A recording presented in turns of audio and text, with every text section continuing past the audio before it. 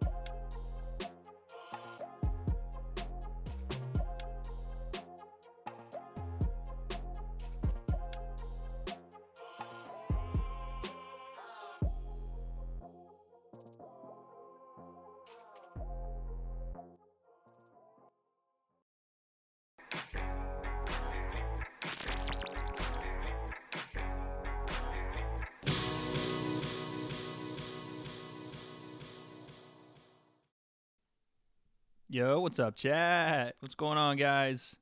What is going on, everybody? Panic in the chat. BT Dubs in the chat. What's cracking?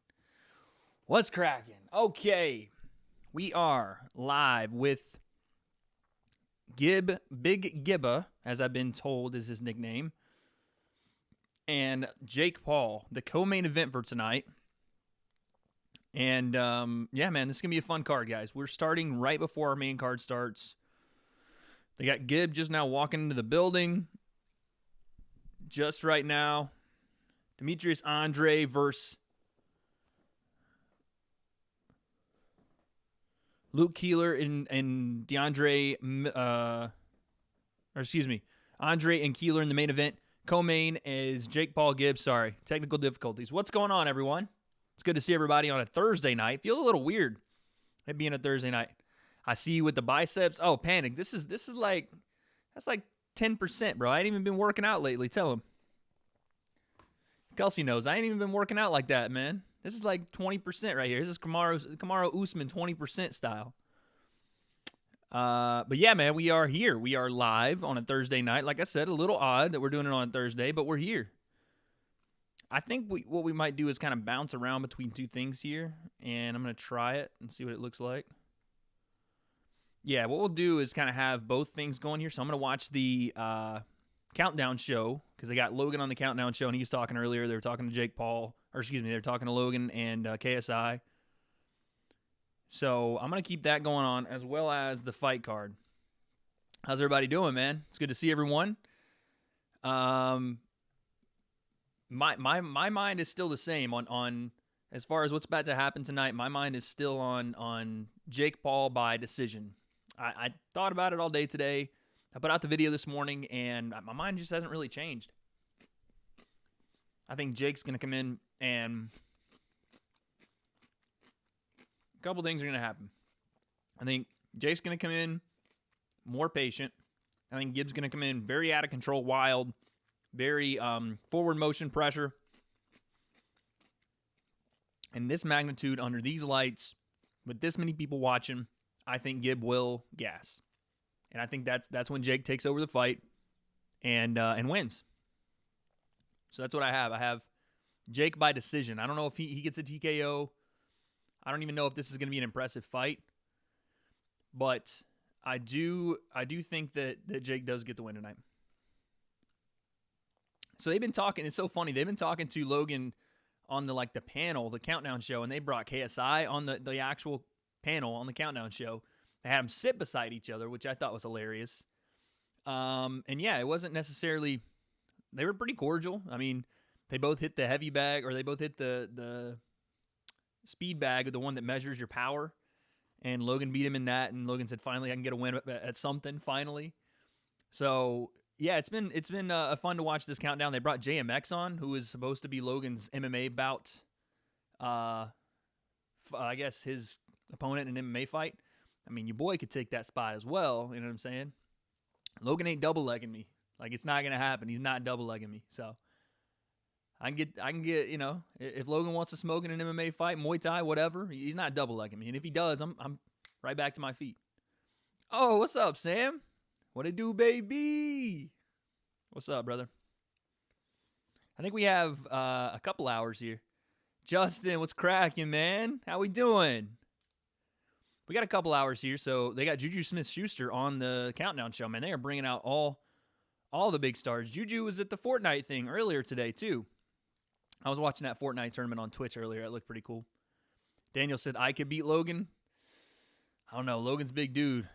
Logan's big dude. We'd put our money on Daniel for sure, but Logan's big. He's a tough guy. Yeah, but Juju Smith-Schuster pulling double duty today, man. He was at the Fortnite thing earlier. He was doing his thing there. Who's winning the Super Bowl? Kelsey, you got a pick for the Super Bowl? Do you know who's playing in the Super Bowl?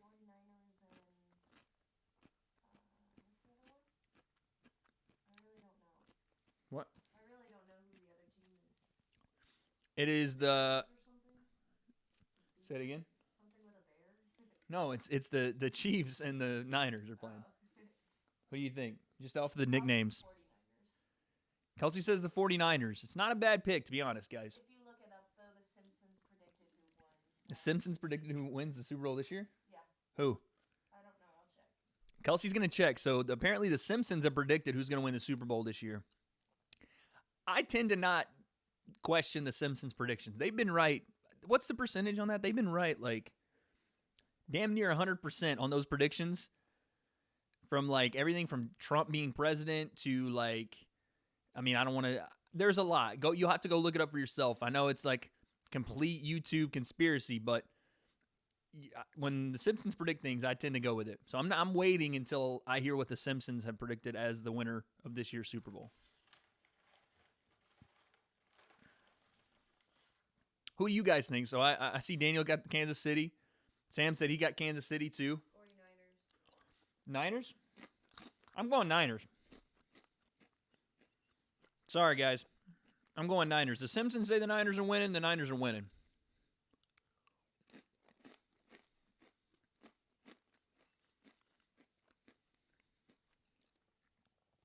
We got a little, what's it called? A football board?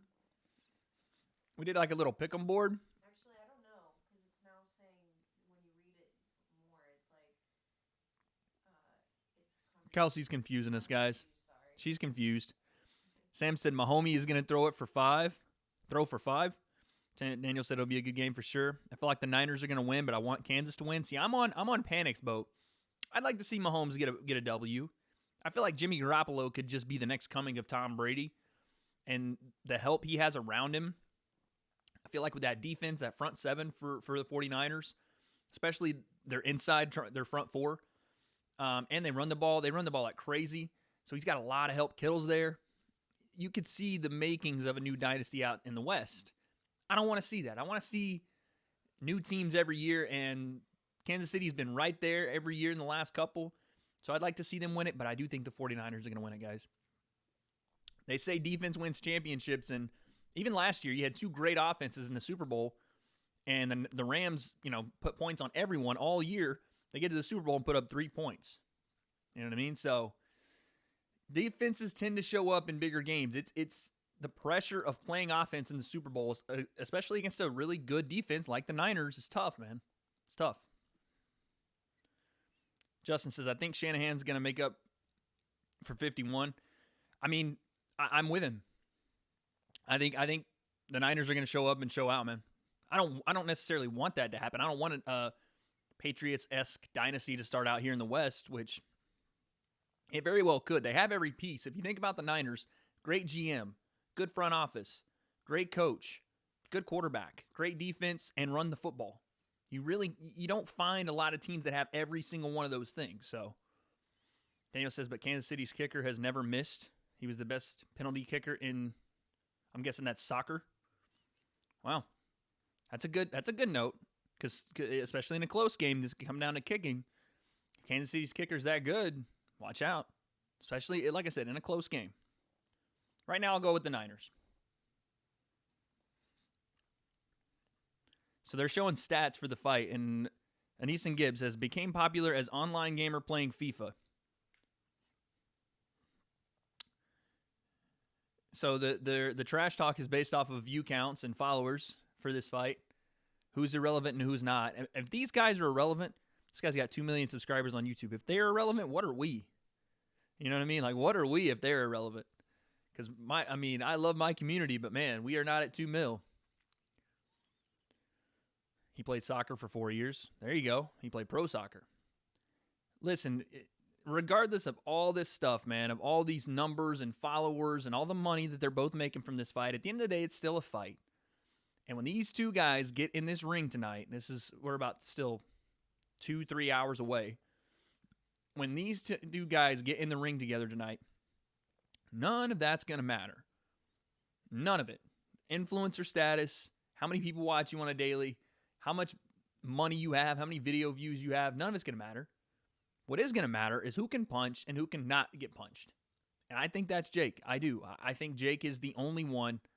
I was watching the countdown. What's up, Amaro? I was too. We actually still are watching the countdown right now. But yeah, man, I just think Jake is the guy. After the review yesterday, after watching a little bit more of training footage, Jake just seems to be the more crisp guy. He seems to be the guy that knows how to move, and he's dealt with pressure before. Got a great jab, so that's what I think.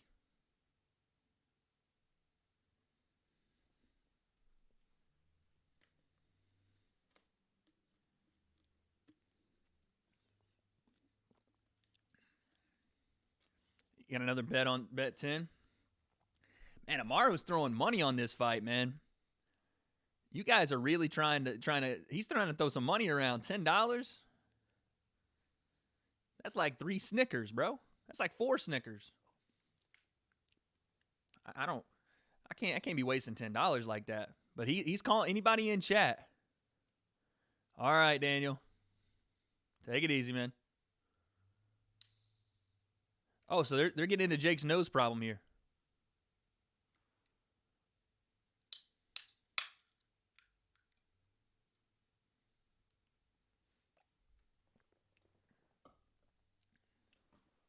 Try to cauterize it, can't do it.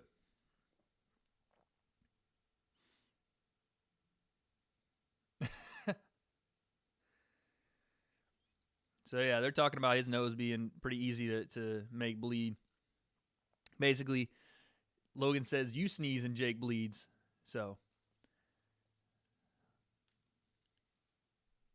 it's a good point though. Logan's making a good point. If Jake is winning this fight, but it happens to get catches a jab in the nose or catches a right hand in the nose, and he starts to profusely bleed, and the aesthetics that come with, like we see in the MMA world all the time, fights are stopped because of gashes, because of bloody, cut open eyes. And, just the aesthetic of it is not good. And I wonder, this being in Miami, I don't know how the commission works down there. If something were to happen and it looked worse than it was because he gets cut open or because he gets a bloody nose that quickly, could be interesting. Jake could be winning the fight for all intents and purposes. And his nose starts bleeding profusely and gets down and it's blood everywhere all over the ring, and they could stop it. I don't think that'll happen. I really don't, but something to think about. Daniel says, but like I said, this fight has paid off. Jake will win because KSI versus him will win more money. I don't know, man. I don't think Gib would come in here and take a dive. It doesn't look like his character. I don't think that he would come in here and just completely take a dive like that. Amaro, man. Amaro is loving Jake's fit. So, is it Gucci Jake's wearing? I can't remember. He's got, or I don't know what it is. He's got some sort of designer stuff on his trunks tonight, and it looks, I'm not like I said, I can't wear it. It wouldn't be something that I ever wear. I just can't rock that. I rock Under Armour and sweats. That's just what I wear. But I'll give him his credit for a fashionista. I'm not, but it seems like Jake is. So, give him his credit.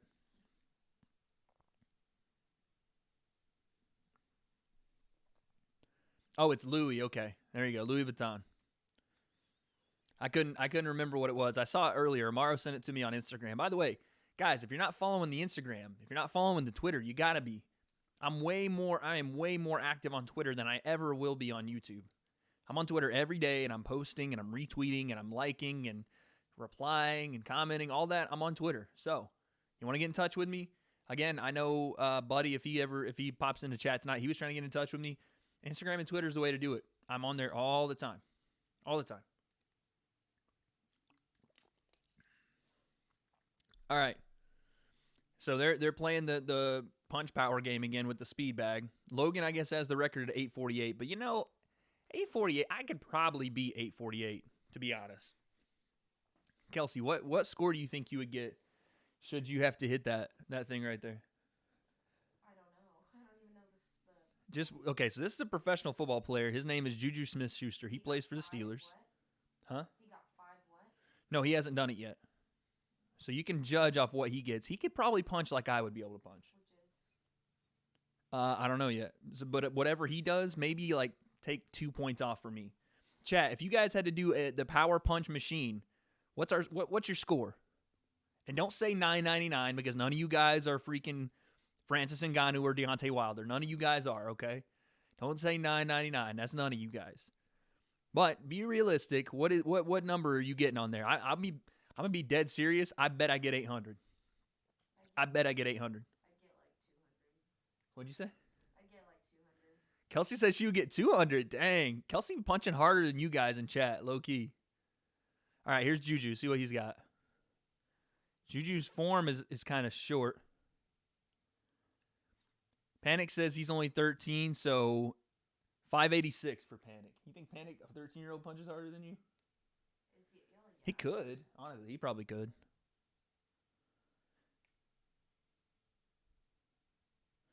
Ooh.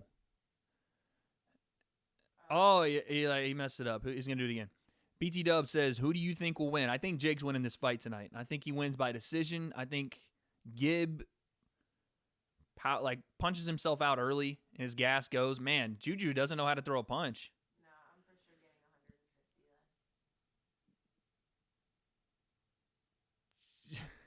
150 Juju does not know how to throw a punch, man. He kind of just like short-armed it and kind of just... Juju just got 500 flat, so Panic, you probably would have beat him. Okay, so Logan's going to come in 5'11", 206. My Lord, Panic. So Logan's going to come in and show him because Logan's now the professional boxer. Jake DM'd you? No way, Amaro. If Jake DM'd you, send it to my DMs right now. You're lying. I got a picture. Oh, Kamaru Usman. You got a picture. With Logan. Oh, yeah. Oh, Kelsey does have a picture with Logan. Kamaru Usman's in the broadcast right now in the countdown. Him and Masvidal had some words yesterday on press row. All right, Amaro sent it to me.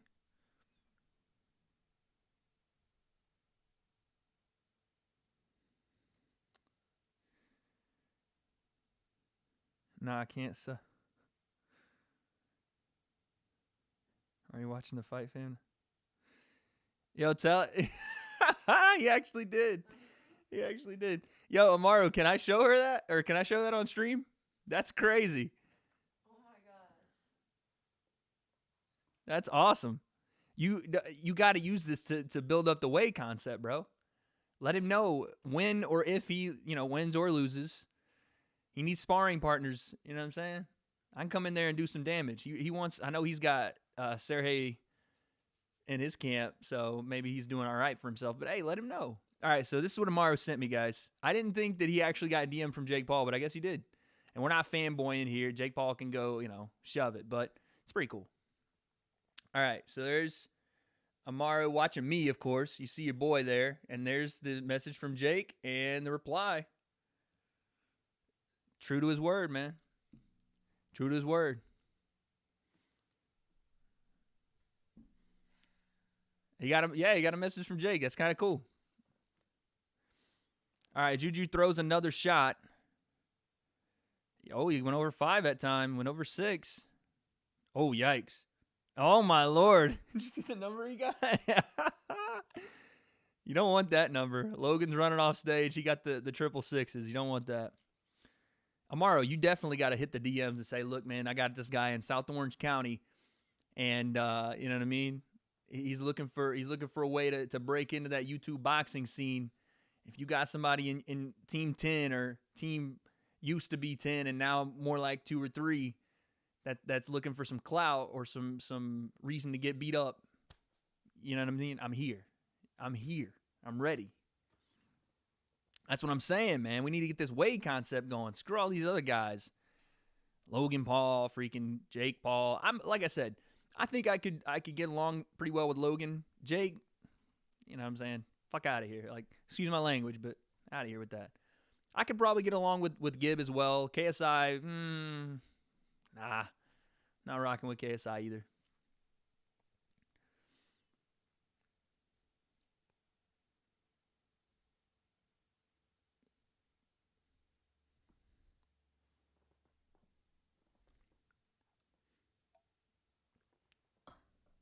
Okay, so they're talking about FaZe Banks. There's just so many names that we know they're talking about on DAZN like they don't know.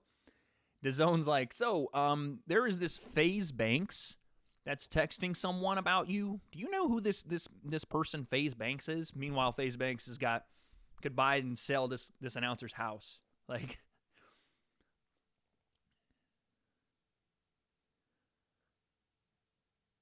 so yeah, so they're talking about that. But yeah, man, I honestly think that Jake, to go back to BT Dub's question, I think Jake wins this pretty. I don't want to say easily, but pretty smoothly. I think he deals with that onslaught early from Gib. I think he finds a way to deal with that pressure from Gib, and just continues to I don't know, outpoint him, hit him with that jab, crack him with that. I would say look for that check left hook. We saw a ton of time in his training footage. That step back check left, loves to throw it, especially under pressure. But keeps those hands a little lower than we'd like. So there may be an opportunity for Gib. We'll see. Panic says best streamer, the best boxing champ ever, and also only drinks apple juice. Facts. Water, apple juice, the liquid of champions. That's all I drink. All right, so we got a fight on this prelim card here. We're watching not only the countdown show, but we're watching this boxing match as well.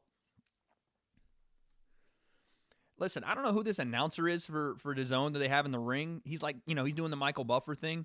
He's got the longest dreads I've ever seen on a white guy. They're down to like his mid-thigh.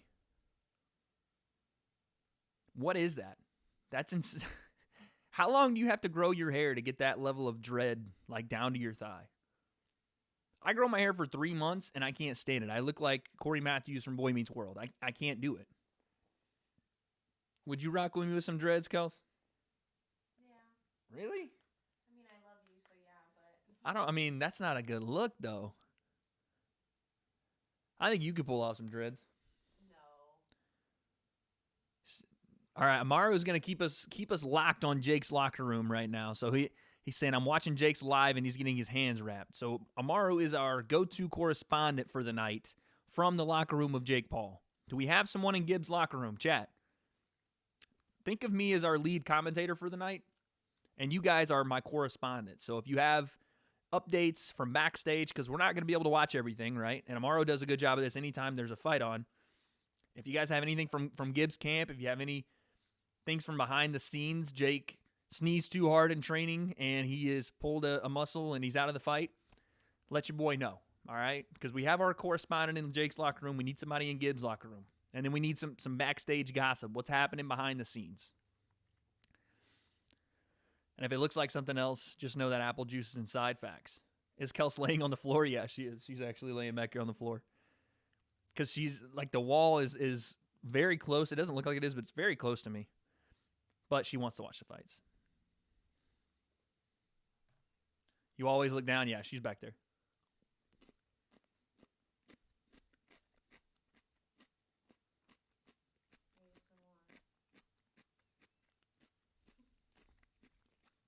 What'd you say? I said, are you doing a little ASMR? Yeah, that's my ASMR right there, guys. Me eating a cucumber. Ready? Nope, I can't do that. I can't do that. I don't want to do that.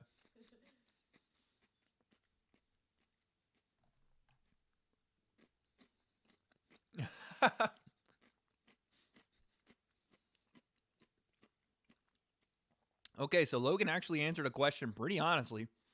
They just said, how important is this really to Jake? Because just like in your case, tell her to get on camera. Kelsey hates being on camera. She will not come up here. Panic says he wants to say hi. I'll say hi to her for you. Panic says hi. Hi. Oh, okay. So we got some backstage from Gibbs training camp now. They got his hands wrapped. He's vibing. Gib, as much as I feel like he's very much the underdog. Ooh, that was a nice uppercut right there. This is the thing. As much as Gib is the underdog here, he doesn't strike me as a guy that gets nervous. At least, I mean, everybody gets nervous. Yes, everybody gets nervous. But he doesn't strike me as a guy that the moment is going to be too big. I feel like he's going to relish the moment. But I do want to see. I want to see how Jake handles it, because regardless if Gibbs feeling the moment or not, he's going to come forward.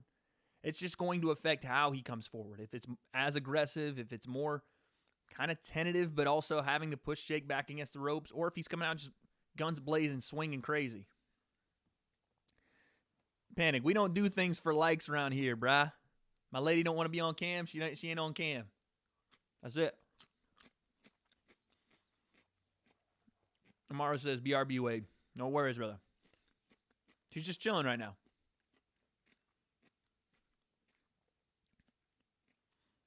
All right, so they're doing like a montage of Jake training in Big Bear, which is pretty close up there in, where's Big Bear? It's about an hour and a half away. About an hour and a half from us.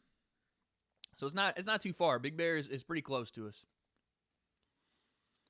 And that's where he's been. All his training camp is up there in Big Bear training. And listen, as much as these guys aren't professional boxers, for somebody to take it as serious as Jake's taking this, I mean, it'd be devastating to lose. And that's what I was talking about with the Logan answer. Logan said, listen, because the commentator said, hey, look, you know, even if he loses this fight, he can still go back to content creation. You guys make millions of dollars off that. And Logan goes, well, listen, look, man, Jake's views and all this stuff and even his output has been off. He hasn't really dedicated any time to it. He's been solely boxing. He's been solely focused on this. He said, I don't know if content creation is something that Jake even wants to do anymore. I don't know if he even loves to do that anymore. So, with that being said, that makes this fight so much more important to Jake, especially. Like, if he loses this fight and he's not doing the content creation, granted, he's going to have money forever. That dude's set for life. But it shows how much he's dedicated his time and effort to this camp, to this fight. And if he is to lose, especially, like I said, after just kind of taking a break from the YouTube thing, you kind of look at him and say, well, what's next for a guy like Jake Paul?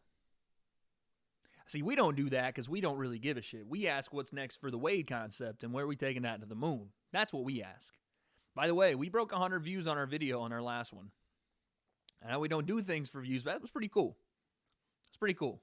So thank you guys. I appreciate that. If you're new here, if you aren't necessarily in the know with the W.A.D.E concept, we are the best MMA/fight combat podcast on YouTube. And sometimes when I get around to it on Spotify and iTunes. But for the most part, we hang out on YouTube and we're growing every day. So if you need somewhere to go for all these pay-per-views, these live streams that maybe you either don't want to watch but want to listen to, or don't have the time to get to, but you want to hang out with a cool community, or you aren't allowed to watch the fight because you either didn't buy it or whatever, you can come here and hang out with me. We do it every weekend. We do it pretty much every Saturday, but today is a special occasion, so we're here on Thursday night. When is the fight, Wade? Let you know. So the main card starts at 10 p.m. Eastern, I think. So they will go on probably like an hour after the main card starts. So like 11 p.m. Eastern, 8 p.m. Pacific, something like that.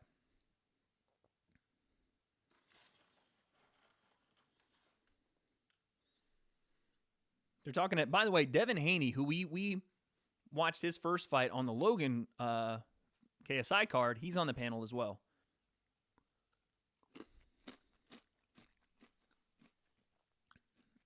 8 p.m. Amaru. That's what I would say.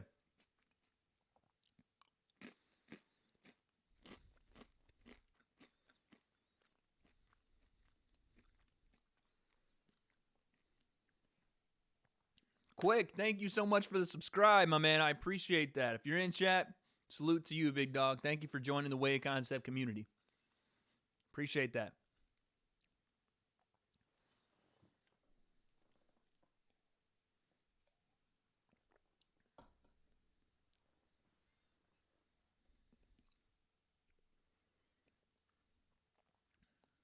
Appreciate it, Quick. Thank you, man. Y'all show some love to Quick in the chat, baby. Newest member in the W.A.D.E concept community.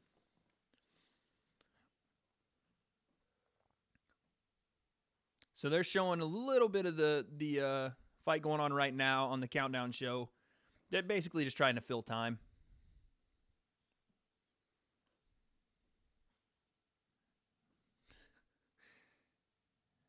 So I didn't realize this until you guys put me onto it. I didn't know AnEsonGib backwards was a big nose, which is hilarious. Or big nose backwards. That's hilarious. I mean, I love it.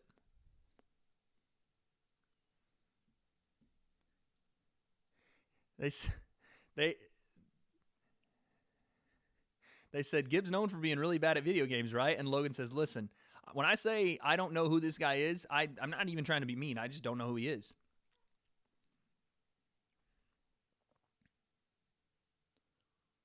But Devin Haney was genuinely asking. He's like, who is this guy? And the announcer had to the commentator had to tell him. He's like, oh, cool. All right. Sick. I told Jake about you. He has not answered yet, probably because he's getting his hands wrapped. Well, he probably didn't answer yet because he probably just doesn't give a shit, to be honest with you. Amaru, I appreciate you, big dog. I appreciate you going out and supporting the W.A.D.E concept, but a guy like that has no reason to care anything about me. Yet. But that's probably why he hasn't answered you.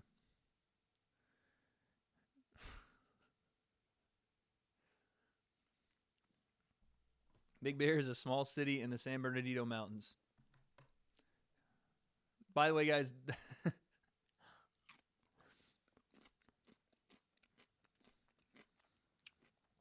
Big Bear is, I've only been up to Big Bear once.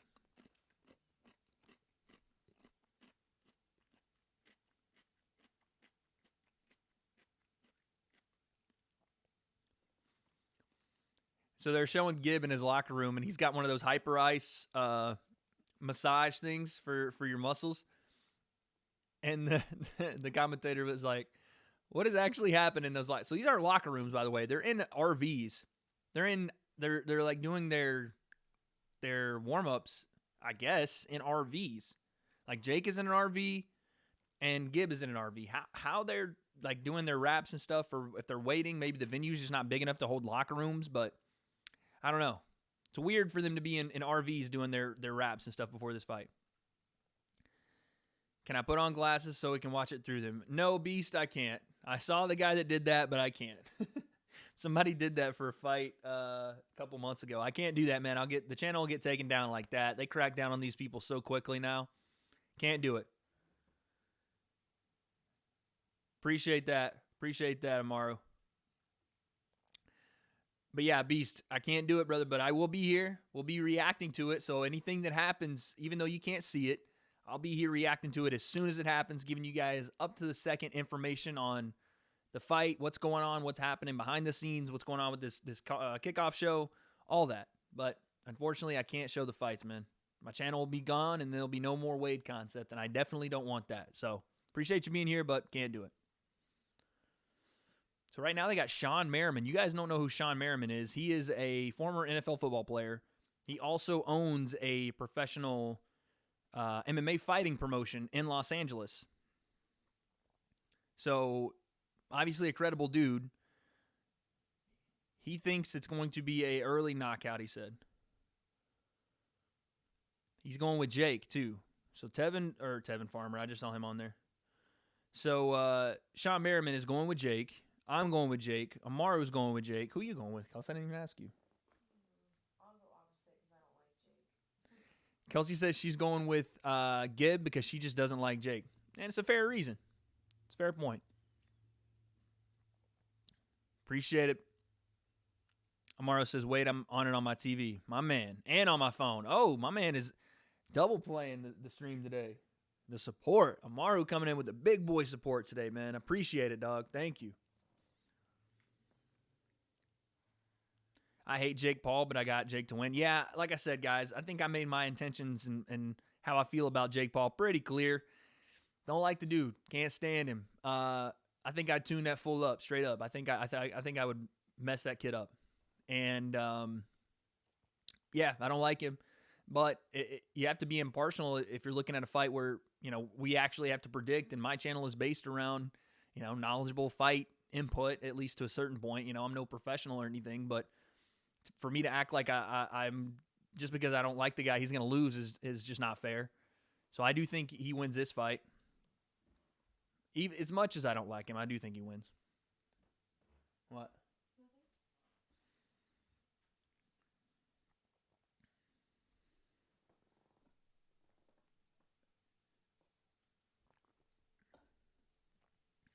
Sean Merriman's got his lights out necklace on, swaggy. So if I was going to go to an event like this, I wouldn't dress up like crazy. I'd probably wear the Sean Merriman fit. He's got the t-shirt on, and he's got the blazer over the t-shirt with the matching pants. That's the only fit I need. I don't need a suit. I don't need the stupid button up and all that. Just give me the t-shirt with the, with the blazer over the top. That's all I need. So they're showing what Amaru was talking about earlier. They're showing him getting his hands wrapped. Logan says, I have no idea what he's thinking. I like those corner kits and those fighter shirts and stuff they got on. I like those. So where is he at? So he's not in his RV getting wrapped. He's in some tent getting wrapped, maybe in front of the commission. And Jake walks around with that WBC belt, by the way. I see it on his wraps, and which remind me. He called it the WBC amateur belt, but somehow, if you guys have looked at that belt recently, and I saw it in the face-off video with Gib, somehow the amateur has just been removed from the belt. So he's acting as if he's a WBC champion, which one is super disrespectful to the sport, obviously, because there are people that work their entire lives to become WBC champion. But two, it's just so indicative of how insecure this guy is, man. Imagine having a belt. First off, you have a belt, a random amateur belt that you didn't win, that you had custom made, that you're walking around with as the amateur WBC champion. Then two, he just takes the amateur sign off of it, or the word amateur off of it, and just now he's the WBC champ. Like I said, the guy Jake Paul, as much as I hate him, he's a good troll, man. He knows how to be the villain. He knows how to do it, and he's very good at it. Maybe sometimes unintentionally, but he's just very good at being somebody you don't like.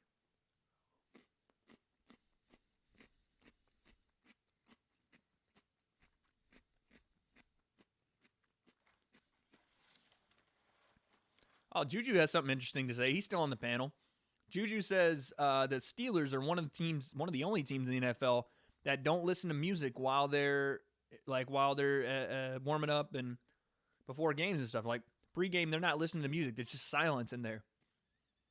That honestly sounds kind of boring, but it also sounds pretty intimidating. Just the silent killers. You know what I mean?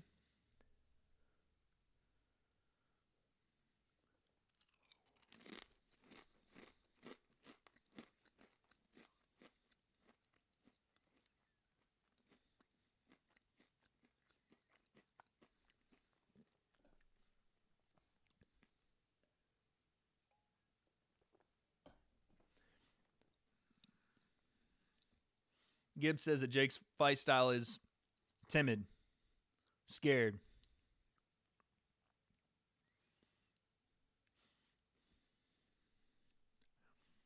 I was going to sub on my TV, but I'm subbing on my phone, so the TV subbed. Yeah, that's how it works. Any account you have is subs. I appreciate it, though, man. I appreciate the effort. Yeah, so Gibbs says that Jake's fight style is timid, is shy, is scared. I think Jake's is just a smart boxer. This is, Gib is going, and this is, I think, honestly, it's what's going to happen. Gib is going to come forward, and he's going to get very discouraged very quickly when he can't hit Jake, or when he can't hit Jake as much as he wants, or deliver the same type of power off of that pressure that he delivered maybe in other fights. So that boring, scared style that Jake has, in Gibbs' opinion, is going to be able to weather that storm early, and then you'll start to see Jake start moving forward. I just want to see whose gas tank is better. I mean, by the looks of things, and I'm done going off the looks of things after watching so many fights for so many years, body shape and all that, like, yes, you want to be in phenomenal shape, but the muscles, all that, doesn't necessarily matter, man. Who can go for six 3-minute rounds? Who can do that? And do it at an efficient level, like continuously go, not just be surviving round to round, but can go and push forward for 6 rounds. If Gibb can push for 6 and not get discouraged early, we have a different fight on our hands. We really do, because Jake is still inexperienced. As much as he might be a really technical boxer, and I think he's the better technician, he, as much power as he may have in those punches, 6 3-minute rounds, if someone continues to move forward and doesn't get phased by something, or doesn't get, even if they get clipped and get hurt, they still move forward on you. That's hard to deal with for an inexperienced guy. Trust me, from sparring in light sparring sessions to a little bit harder, when the pressure is turned up, even if you are winning the spar, it does make you more uncomfortable, and it makes you more frantic to get the pressure off of you. Think of it as you're standing in a glass container, just you, right? And water starts to pour in. It's up to your ankles. You're fine. You're still moving around. It's up to your knees. Okay, whatever. I'm still here. It gets up to your stomach, and you start to think, okay, how do I get out of here? Then it's up to your chest, and you're having trouble breathing, and you're trying to just float. In my case, I'm an okay swimmer, but if I have nowhere to swim, I have nowhere to go. I'm going to sink. Then it gets up to your mouth. And you can start to feel it kind of brushing up against your mouth. You're in full-out panic mode. That's what that feels like if a guy just keeps moving forward on you, even when you hit him with every single thing you have, and now your gas tank is starting to go. And now your adrenaline's starting to dump. That kind of stuff can have a huge effect on you.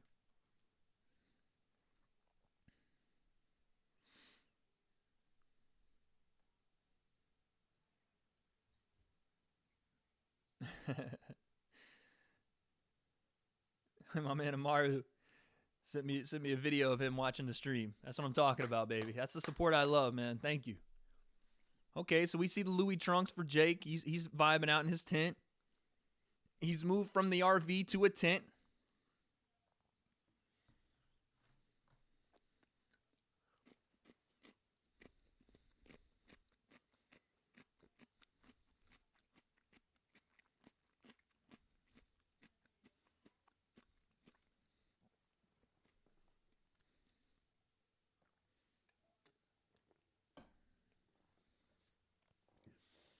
So they're kind of just giving each other a bunch of back hugs here and telling each other how good everybody is and everything. And I'm just kind of sick of it, man. I want to see some fights.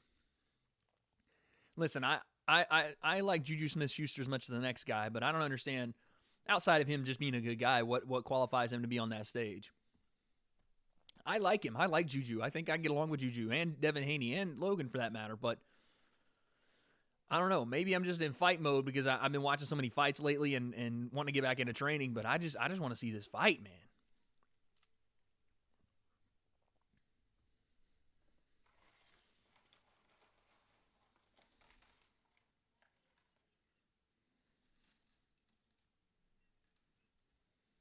I'm not sure who this guy is on stage with Logan either. Waffles, what's going on, man? Waffles in the chat, everyone.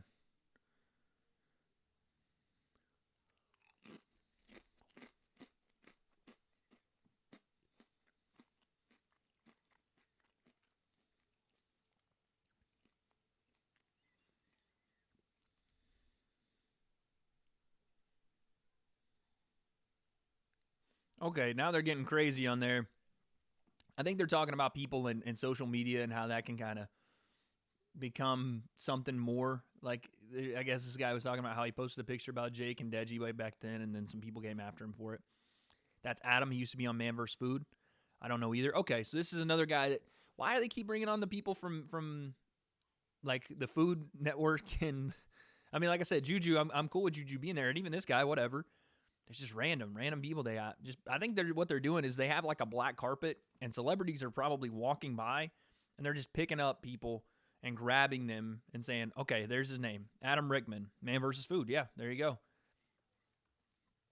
But yeah, it's weird. It's like, I guess they can provide input on this because this isn't really necessarily like a technical panel. It's just kind of like talk about how Jake has influenced this, or how can you relate to Jake or Gib in this way? Like that's easy to talk about for these guys. Because again, this countdown show is just a pastime. That's all they're doing right now. Because like I said, we have like 3 fights before Jake and them go on. All right, so they're gonna give Adam a shot at the punching bag here. Logan's gonna get up again. Not Devin Haney, the actual professional boxer, but Logan Paul, the guy that has a loss against KSI. He lost to KSI, if you can believe that. And also tied and arguably lost against KSI again. So Logan arguably has two losses to KSI, but is now the professional boxing expert and is going to show Adam how to swing and hit this bag here. Adam's telling a story about the one dude in Coney Island back in the day. That's good.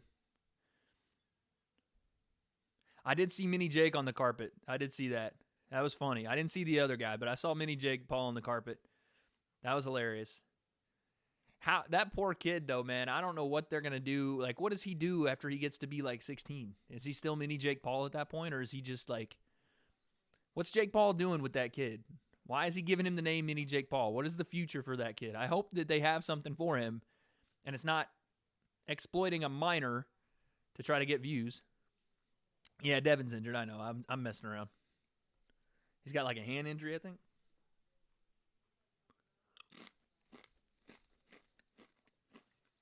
So, you know, you don't expect Adam to really get a high score here. I'm going to say, like, 320. Oh! 450. 457. Okay. That's his godson now, I think.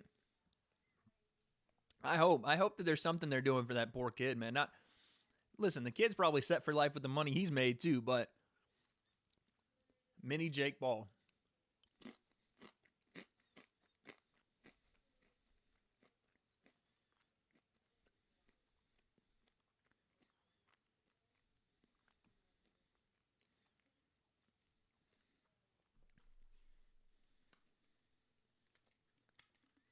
Oh, they backed up the card now. It was 10 p.m. Pacific, 7:30 p.m.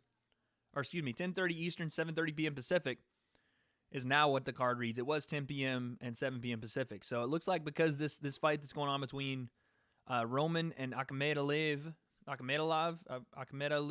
is going a little bit longer than they probably anticipated, they had to back up the card for the main event.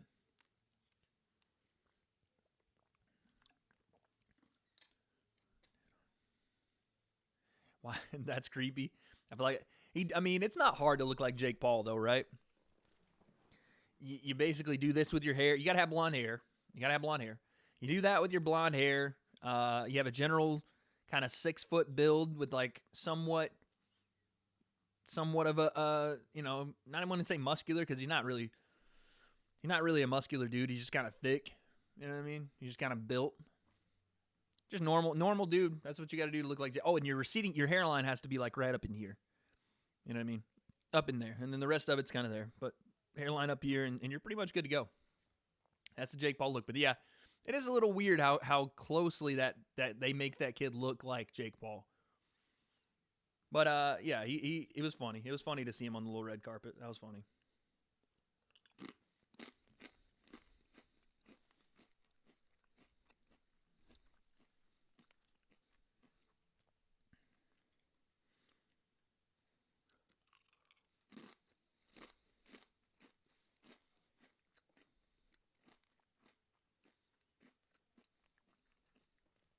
Danny Garcia is on the panel. Now we're talking.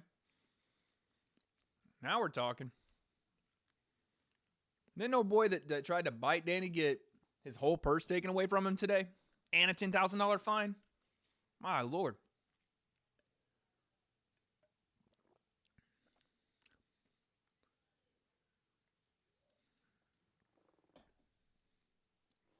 That dude on stage, that's Danny Garcia. Don't disrespect Danny like that.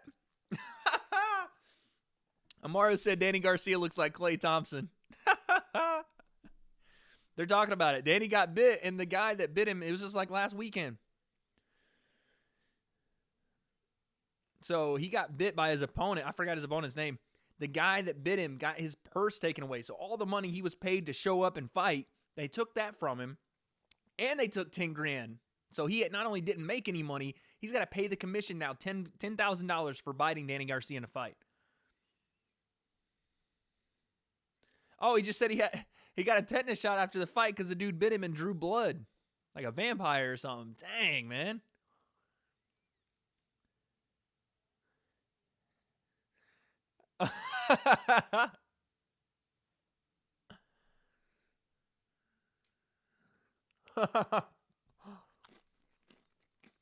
Danny told people when the guy bit him, the guy said Mike Tyson, but he was like, no, I'm just trolling.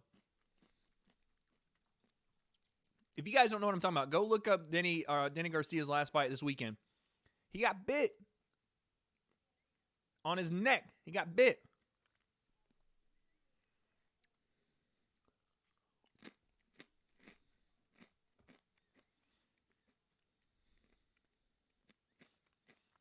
Oh, and they suspended him for a year. Dang.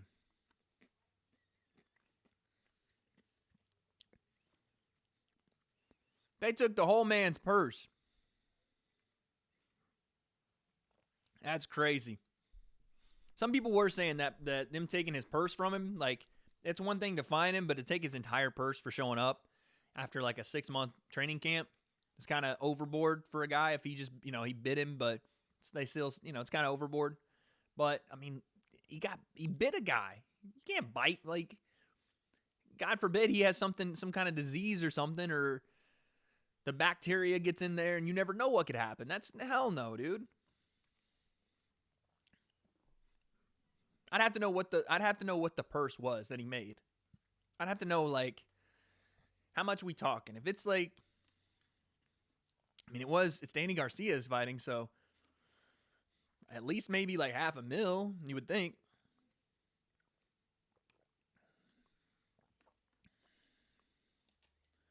Your grandma's going to tell you to go to sleep at 8. Oh, that fight, that's going to be tough, man.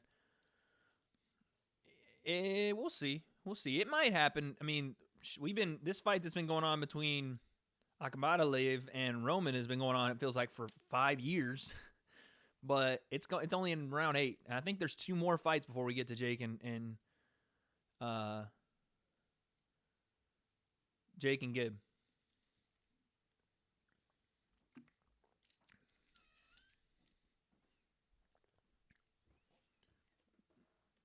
All right, so they're showing Gib outside of his trailers. Are those actual? Okay, they're trailers. They're RVs.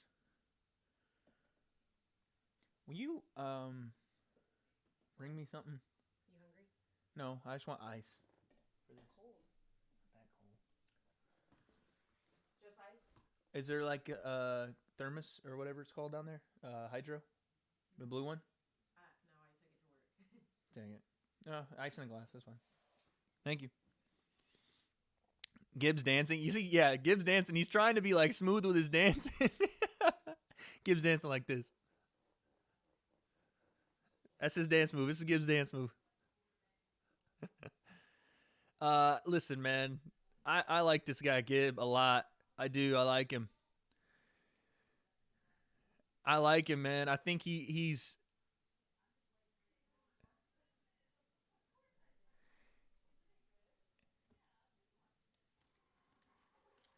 I think he's fully aware of the situation he's in tonight.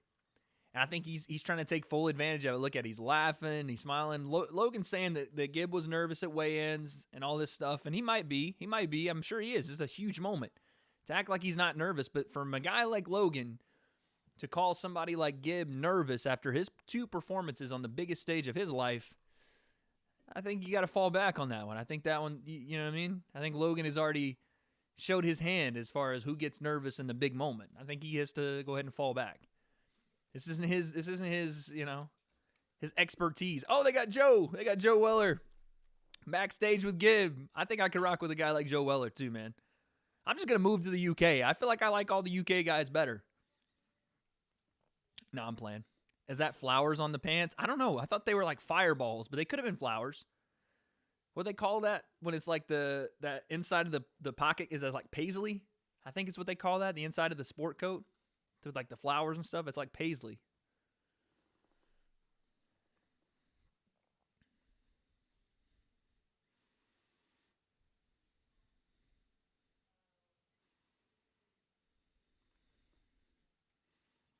So Juju's talking about how it feels to be on the very, very bottom. And I do agree with him. I understand where Juju Smith-Schuster's coming from, where he talks about how it feels to be at the very bottom and you feel like you let everyone down. And here's the thing, though. If you're a guy like Juju, yes, that makes sense. And in football, it is a awful feeling. I can remember playing football, and even in high school and in college. If Sam's still in the chat, he'll remember this. I remember I was a senior in high school. We had this really, really good I don't even know what that is or who that is on the camera right now. The food god. Okay. He looks like the god of plastic surgery. That fool's face isn't moving as he's talking. That looks weird. Old dude has a bulletproof vest on. He should take off the bulletproof vest and put it on his... Actually, you know what? Whoever worked on his face, he don't even need to wear bulletproof vest anymore. Just do whatever they did to his face to this area and he'd be good. Are you looking at his face? Nothing's moving. His mouth is barely being able to open after all the plastic surgery and liposuction, or not liposuction, whatever it is that you get into your Kelsey could tell me if she was here. He's had some work done. We'll just say that. He looks like a Kardashian. That's what that guy looks like. But what I was saying was, I don't even know what this guy's wearing. This is something police. This is not police. Yikes. How does he sound? I got to hear his voice. This guy was on Logan's podcast, I think, too.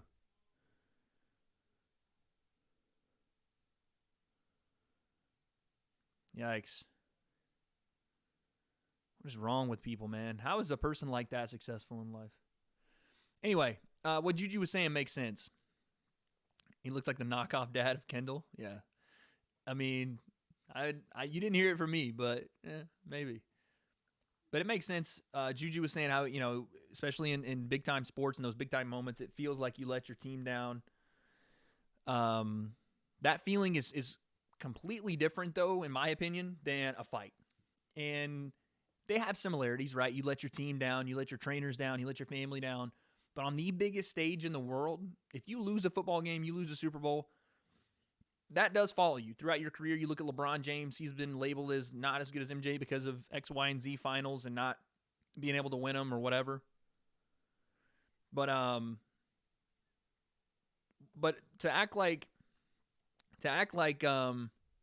that's the same as losing a fight on the biggest stage in the world is completely different. Because not only are you going out there and you're punching someone, you're physically in the ring, you by yourself, no team, nobody else. And you don't get to play this sport again the next week, right? Say you lose in the playoffs, you get to come back, whatever. You lose that week, you get to come back and play it again. When you're fighting, it's everything on the line every time you step in there. Regular season games, not really much on the line in football. You know what I mean? Even if you lose an early playoff game, not that much on the line. You get to come back and do it, whatever. Gibb does look like he has some flowers on his shorts. I thought those were like hot Cheeto shorts for a second, which I thought would have been hilarious, but... So Jake has what looks to be a hypnotist in his tent. Dude has full tattoos on his head, arms, everything. Maybe that's Chris Angel doing a magic trick on Jake, trying to get him psyched in. I know, I'm looking at him. What is this? Okay, so this guy is touching Jake's pec. He's touching his chest muscle. He's making sure he's breathing. Apparently this guy's a doctor. Jake's taking a lot of deep breaths, and they cut away right before he hyperventilates. Lee, what's going on, man? My boy Lee's in the chat. Did you see Jake and that dude? Yeah, I don't know what that was. He had like some kind of hypnotist or like breathing coach there to help him, like, and he put his hand on him like he was gonna like heal him, like Rey using the Force heal on Kylo Ren. I don't know what that was. That was odd. But my man Lee is in the chat. Show Lee some love, guys. He's one of my first subs on this channel. If you guys have seen Jake in my chat, one of my moderators, Jake, These two guys are two of my best childhood friends, along with Sam, who was in here earlier, so show him some love. Okay, so they're back on to Jake with this breathing coach.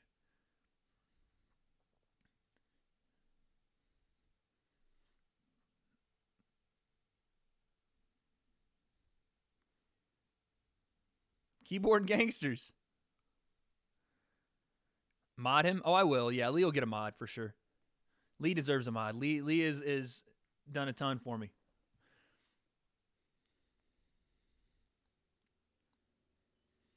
Okay, so this guy looks like he's rocking a baby. He's like he's obviously trying to show Jake some stretching, trying to loosen them up before the fight. But I don't know what this is. I don't think I've ever seen this, especially right before the fight. I know you want to calm like the fighter down, but isn't that a little bit of a detriment? I know we got a couple hours. You don't want to get him too warm too soon. Forbes reminded me you were live. Oh, my man Forbes too, man. I haven't seen Forbes in here in a while, but he's been in my chat before. But Lee said Forbes reminded me that you were live. Forbes, another one, man. Another huge supporter of the W.A.D.E concept. So shout out to Forbes. I know he's not in the chat right now, but shout out to him. Don't we have a bet if you don't win? I don't remember what that was. See, look what you did, Kelsey. Now you got Amaru talking, somebody betting him in PayPal now. I don't remember what the wagers were for tonight. I don't remember. I think it was I can't remember what it was. Do we have a bet? Like me and you? I don't know, Kels. Do we? If we do, you can come back upstairs and tell me. I'm not sure. But yes, shout out to Forbes, man. Forbes an OG. I really appreciate that. Him and Lee, man. Killers out there. And this fight is getting intense over here too.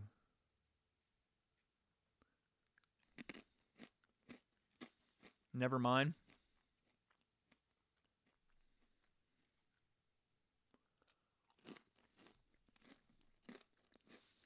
Kelsey, I honestly don't know if we do or not.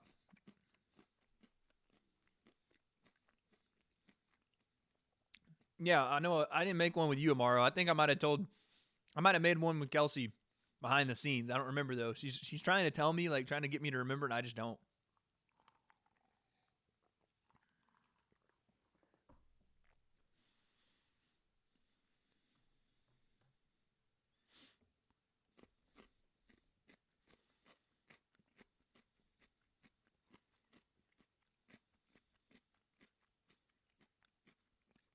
Oh, I see. No, I know we had the mustache thing for the other one. I think that's what Kelsey's trying to get at. We had to grow the mustache for a month for the WWE card, but I don't think we have one for today.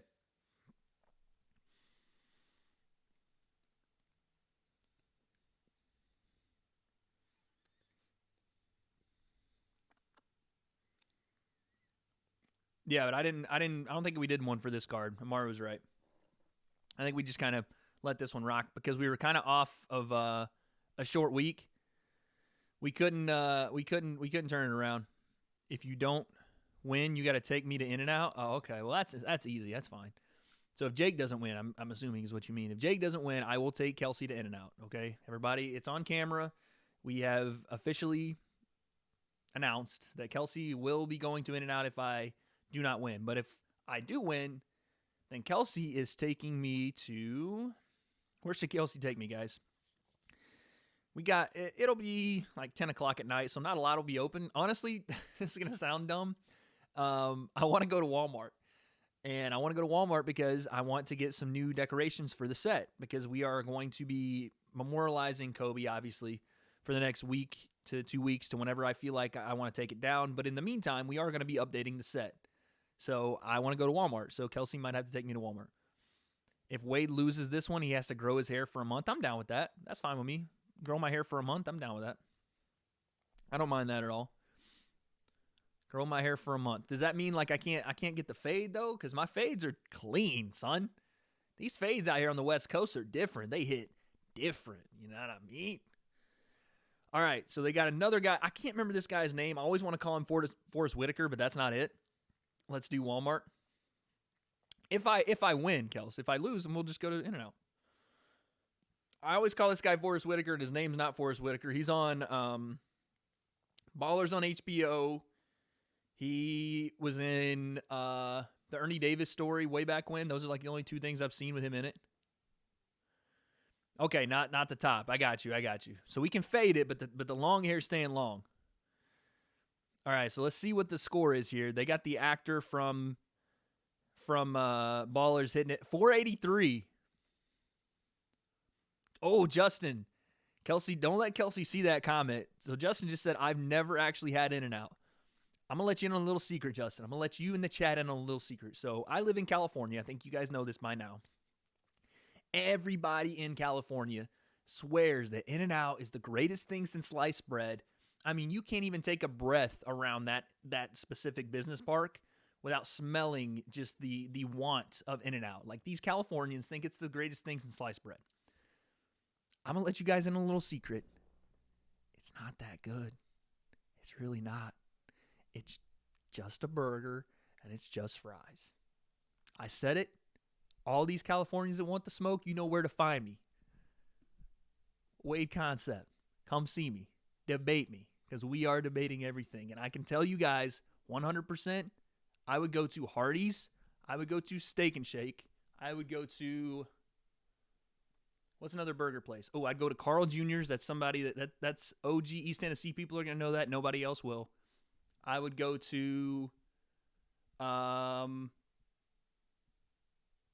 would go pretty much anywhere else and not really know the difference. So there, I said it. Facts, Jacob. It ain't Carl's, baby. That's what I'm talking about. That's the energy I need.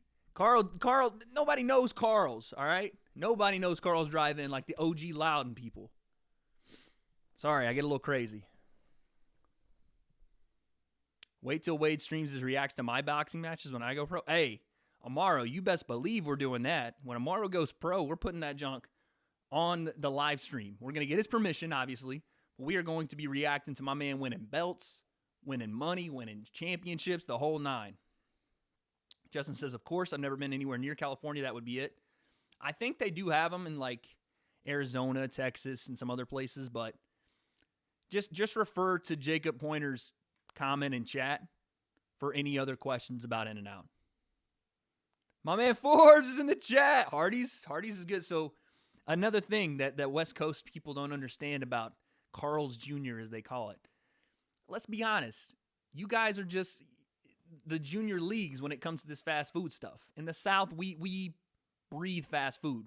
So it's Hardee's and this Carl's Jr. stuff you guys can have, because that ain't it. That ain't it, fam. It's Hardee's first, because they call Hardee's out here Carl's Jr. It ain't that. It's Hardee's first and forever. Forget all that In-N-Out, all that other stuff. Yeah, we got Five Guys. There's another one, Five Guys. Kelsey hates Five Guys, by the way. I mean, the food place, obviously. But yeah, we have Five Guys Five Guys out here. It's just as good. The bag of fries too. Come on, son. Gonna act like you don't get that kind of deal anywhere else. Get the whole, you know what I mean? Nobody knows. Okay, so Amaru says Tana is on stage. Who is Tana? Is it this girl here?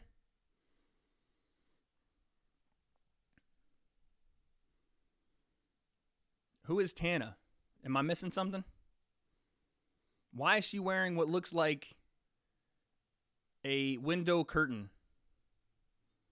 She looks like Britney Spears from 2002. Who is this?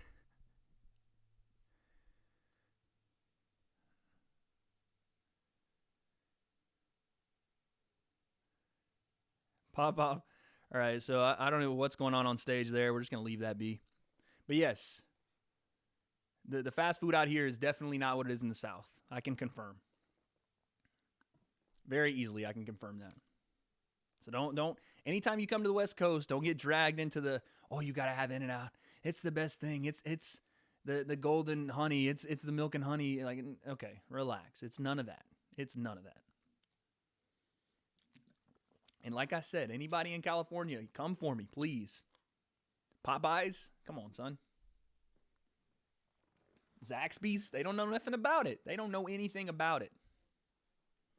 And Kelsey had the audacity to say Chick-fil-A was all right, but then wanted to talk about In-N-Out like this.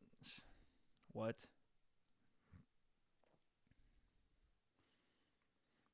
So I guess this Tana girl has something to do with Jake. And they have, this is crazy, they have Devin Haney talking about how training camp gets lonely and he could use a companion because this girl Tana's on stage. She's not even sitting in the chair. She's just kind of standing there. All right, so they got Jake in his tent doing his warm-ups. He's doing some lunges here.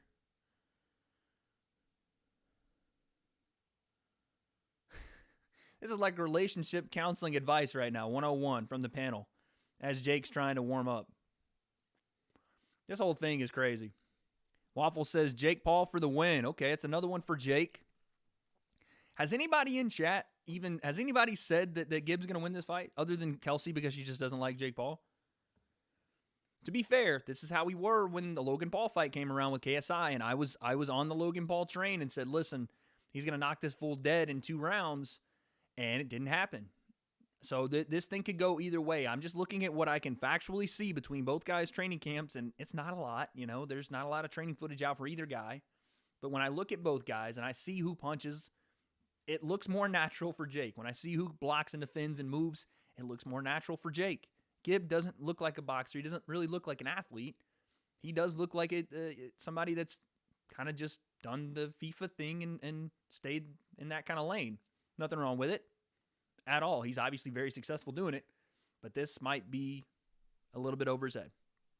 But who knows? Who knows, man? This is what I said about KSI.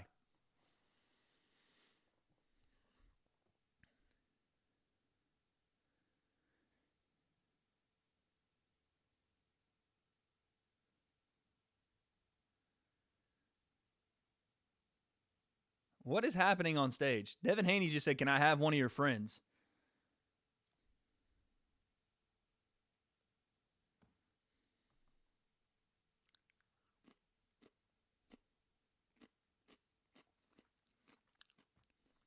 Tana's just flipping people off on stage. Who is this person, man?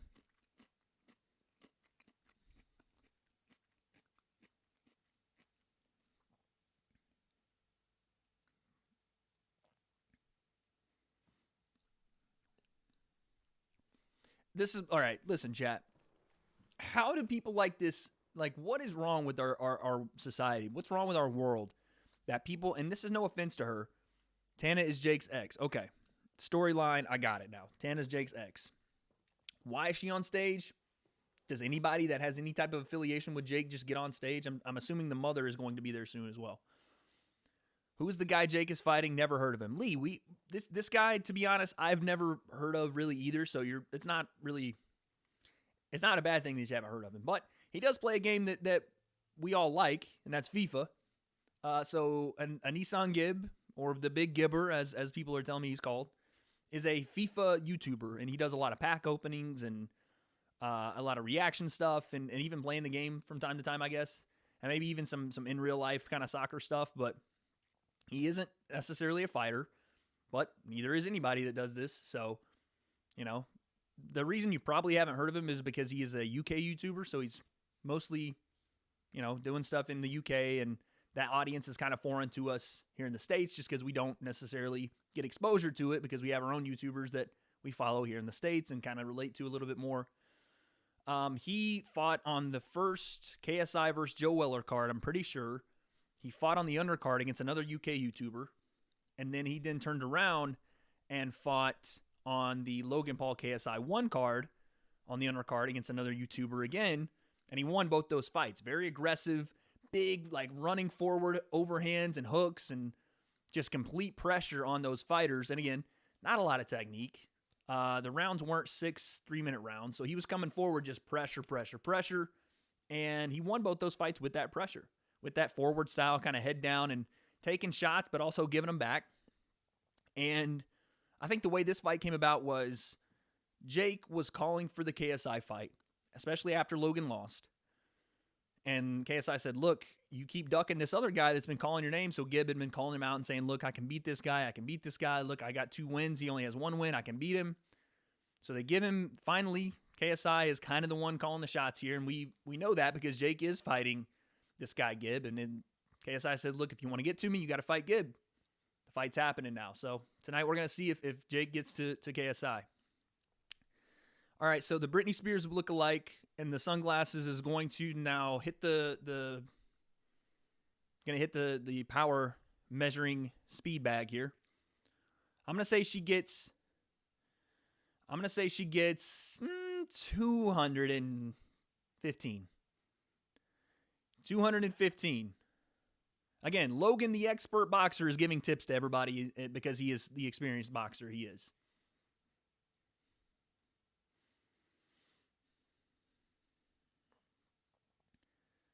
So she throws it and barely gets it to move. It doesn't register. It registers a 57. Kelsey would destroy this poor girl.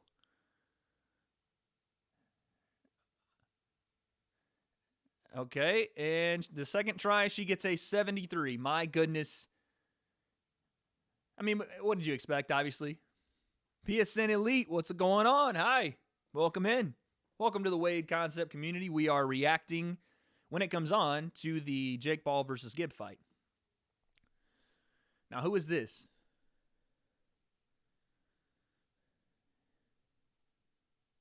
Oh, these are, so these are swimsuit models, Kate Bach and Camille Kostek. At least they actually model. I have no idea what this Tana girl does. And this is, we're not going to get into the big deal about all society, whatever. Oh, PSN Elite says Gib's going to win. That's one for Gib. That's one. Okay. All right. We're starting to balance out a little bit. All right. Gib's going to get some definite, like, you know, going to get some fans here, hopefully, because a lot of people in my chat, and myself included, thinks Jake's going to win this fight. So what is happening with our society, guys? What is happening in the world? I know it's run by social media. It's run by followers and likes and subscriptions and all this. I have no idea how somebody like that Tana girl becomes anybody in life. What talent does a person like that possess? And that's not to question or grind or hustle, none of that. I'm not one of those salty, like, oh, you make money and I don't type people. Go ahead and make your money. I can still have an opinion. And that girl didn't look like she had a lick of any kind of talent at all. She couldn't speak. They asked her 40 questions. She just kept saying, pop off, king. I don't know what that means. Yeah, I don't know. That was just weird. Elite says, oh, I got you. No, Jake. No, okay. So Elite is going with Jake Paul. Sorry, I was confused because you just put Gib. So I assumed you were going with Gib. But Elite is a huge fan of Jake Paul. He met Jake Paul. I can't say that I've ever had the displeasure of meeting Jake Paul. Okay, so now the swimsuit models are giving boxing attempts to Jake, telling him to block his face and punch. Good advice. Better advice than Tana gave. BT Dub's going to sleep. All right. See you later, BT Dub. Everybody say bye. Have a good night. We will see you next time. Thank you, man. Thank you for being in here. So, again, great boxing advice. She said put all of her weight into every punch. Definitely will work. Very, very insightful analysis from both the swimsuit models. Daniel Roman, I think, got the W in that fight. I wasn't watching too closely, so I'm not sure.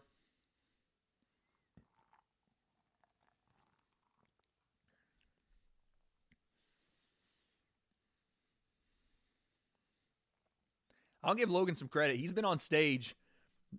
His brother is about to fight in the biggest fight of his life. And Logan has done 2 hours on this countdown stage. I'm sure, obviously, he's getting some money to do it or whatever, but that's big time, man. That's a big time commitment. He's basically doing what I'm doing, but on a stage in front of, hundreds of thousands of viewers. Devin Haney, too, man. David Haney, he started off a little shaky. His talking isn't his thing. He's a boxer.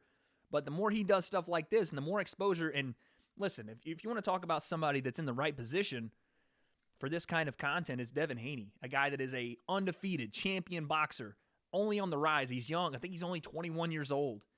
And there's some big fights for him out there. Like, there are big names down the line should he, keep winning and keep showing that he's at that top level, like Lomachenko and people like that still there.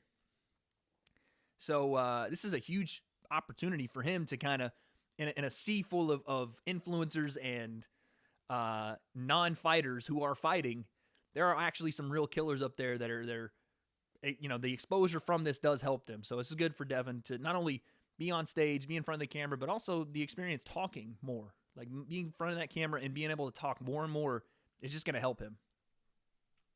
How many minutes until the fight? Let's probably about, I would say, if they're next, I don't know if they're next or not. I thought there were 2 more fights before this. I would say, give me a couple minutes, but I think maybe 30 minutes before they fight. Maybe. I don't know that for sure yet, but that's the number I'm going with right now because they aren't the main event. The main card started with this Roman fight. I would assume there's at least 1 more fight. I don't think there's just 3 fights on the main card. So I would assume there's 1 more fight and then them. But there you go, Elite.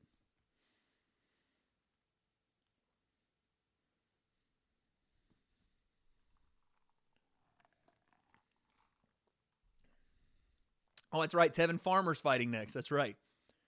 So yeah, Tevin Farmer and Benito D. No, it's not. I almost called him Benito Lewis. Tevin Farmer is fighting next. They said he's a personal meditator. So Jake hired a guy to teach him to meditate, and he's doing it before the fight. He hired a guy to come and be his personal meditator before the fight. Listen, man, spend your money where you want. Hopefully it helps him. I hope all that breathing technique and pushing in on his chest and doing all that, I hope it helps him. All it looked like was him teaching him how to be like one of those break dancers from the Stomp the Yard movies. He was pushing on his chest and holding his back out. That's what it looked like. Looked like he was going to take his heart from him, you know what I'm saying? But I'm sure, listen, to each their own, man. Spend your money how you want. Hopefully it helps him.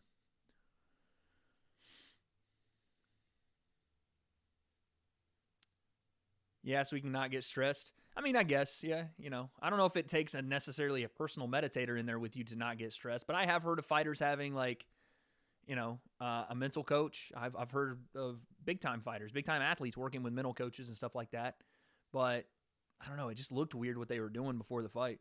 I also saw him using some kind of, Jake is reaching to the far edges of conventional medicine and conventional ways to prepare his body for this fight. There was some post that someone showed me, I think it might have been Amaru, I don't know, where he was laying like you would see at a halftime show at a basketball game with the people that do all the crazy flips and they catch and they hold them on one hand and spin around and they got a hula hoop on fire in the other hand or something crazy like that. Well, he was laying on his back, but it was some guy laying on the ground under him with his feet on his back. And it looked like Jake had just taken a backbreaker in WWE where somebody had dropped him on his back and he's just flattened out laying there. So he's definitely doing some odd, out there stuff to try to prepare his body. So again, I appreciate the guy's commitment to taking this as seriously as he can. So much so that he's willing to go and try brand new things that don't really make a lot of sense. Look at, teach their own, man. When does the fight happen? They backed it up a couple times now. So it said on the DAZN broadcast, it said that we were going to see the fights start at 7 and then 7:30, and now it looks like 8. So I think originally they were supposed to go on at 7 Pacific time, and now because the first fight of the main card lasted so long, they've had to back it up. So it looks like 8 p.m. Pacific, 11 Eastern. And they're showing some promo again for AnEsonGib and Jake.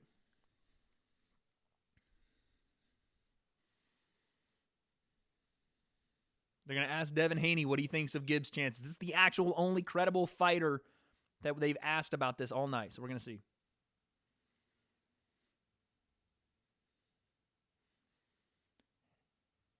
Devin Haney looks like he's answering the way DAZN wants him to answer. And he says, yeah, I think Gib has a chance. I don't know how much of a chance, but he's saying, he's definitely improved his skill. He's improved his technique. I don't think he's definitely done any of those things, but we're going to see. Yeah, it's 9:30 Central right now, yeah. Or 9:25.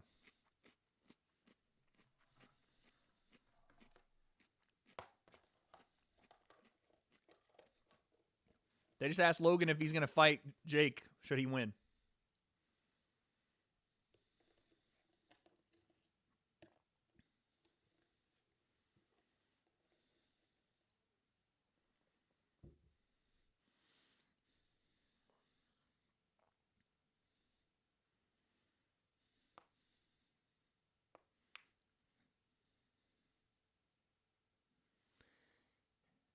So Logan is saying he would fight Jake, and I've been at this. I have said this from the beginning. I'll try to be here on Saturday. No worries, Panic. I've said this from the beginning that these guys don't give a shit about each other, about any type of respect for the camaraderie between brothers. I don't even think these guys like each other as brothers. They have a 13-year-old with a rock star denim jacket on the stage now, or in interviews. I don't know who this is. But basically Logan said, yeah, I'll fight Jake. I'll fight Jake. And Jake, I think, is the one that said he would fight Logan. So I can never fight my brother. My guy Wade looks tired. I'm trying, man. I'm trying. It's my new job has been getting me, man. I'm doing like video editing all day. Usually I just do my video editing and some audio stuff on the side. I'm doing video editing all day now, so it's getting to me. My eyes are like, I'm staring at screens all day. That is not what the human body was made to do. But yeah, Jake said that he would fight Logan. Logan said he'd fight Jake, and we're just going to make a complete circus out of all this, I guess, So if it goes that way, it goes that way. But I've been saying this. I've said that that's probably where this is going to end up. If you go back and watch when I first talked about this was like 2 years ago during the first Logan Paul KSI fight. I said, I bet Logan beats KSI, which didn't happen, but Logan beats KSI, Jake beats Deji, and then they fight each other. I said that way back when, and I could very well see that happening at some point. Especially if both lose, they do like a who's the worst boxer match between both those two.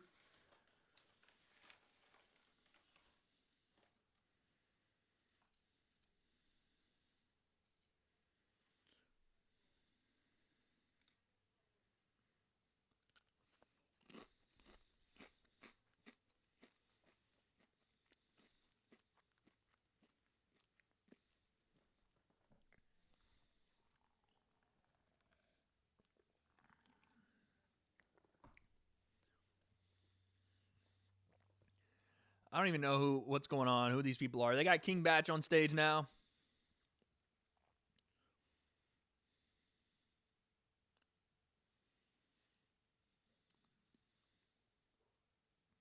Joseph Diaz wearing the Kobe jersey, man. R.I.P. We got ours right here. I love the outpour of support that's come to the Bryant family and everybody that's reached out and showed that support, man. The world is truly awesome when they have to be. You know what I mean? When mankind has to step up and they do the right thing, or the time is right to come together. Obviously, you don't want it under the circumstances ever. I mean, it's one of the saddest things to ever happen in history. But man, when mankind is tested, when people are tested in their morals and the things that make us who we are as people, God, you want to talk about coming together. And a guy like Kobe is one of the only people in the world that could ever bring that kind of support together. And Elite's right. Rest in peace to everybody on board that day. But man, I really have been blown away by just the support of everyone on social media, which is in its own right one of the most toxic-filled places on earth. Social media, and from social media to the real world to mainstream news to person-to-person interaction. I was at the gym the other day, right? I was at the gym, and I'm working out. I'm doing my thing, and I shot the shot. I shot like I was wiping my hands down. I shot a paper ball into the trash can. I didn't even get to yell Kobe because someone did it before me. The guy behind me, he was walking like was about to use the machine I was on, yelled Kobe as I shot it, and I turned around, and he had like that look on his face like, yeah, he knew. You know what I'm saying? I wanted to say it too, so I gave him a dap or whatever. And I was like, hey, man, crazy. rest in peace, whatever, showing all love and stuff. So it was cool to see, like, and you see the videos on the internet. So I just lost for words, man. I love when humankind can come together and people can just, like, whatever it is, the differences, all that stuff aside, you can hug your loved ones and you can honor a guy that truly is worth all the support that's coming out. So Tevin Farmer walking out right now. He has like a Miami Vice BMX kind of dirt bike riding outfit on. I like it though.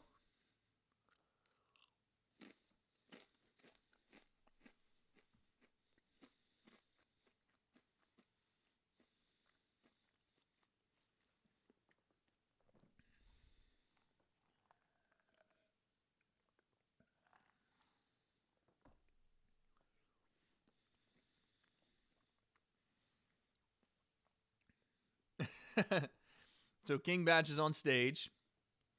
What's King Batch doing these days, man? I wonder what that fool's doing. I know he's acting and stuff, like, but I wonder what is he doing, like, doing.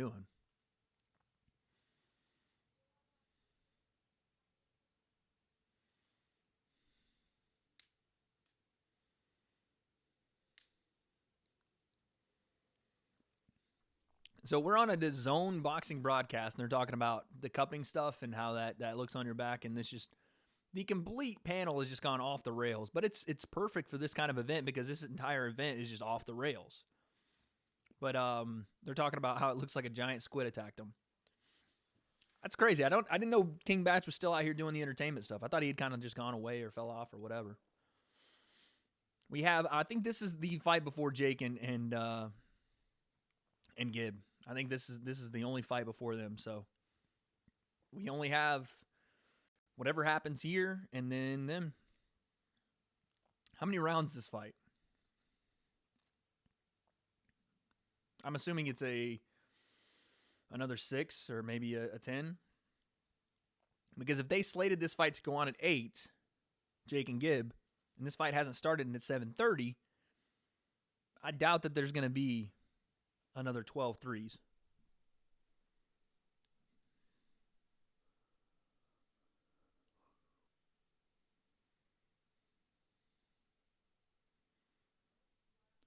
So Batch is going with, Juju Smith-Schuster's going with Jake. I feel like this is a lot like the KSI fight, and it's starting to make me wonder, man. It really is. It's starting to make me wonder, like, what are we missing with Gib? What are we missing, man? Because everybody said this. Everybody this is literally, it's like deja vu.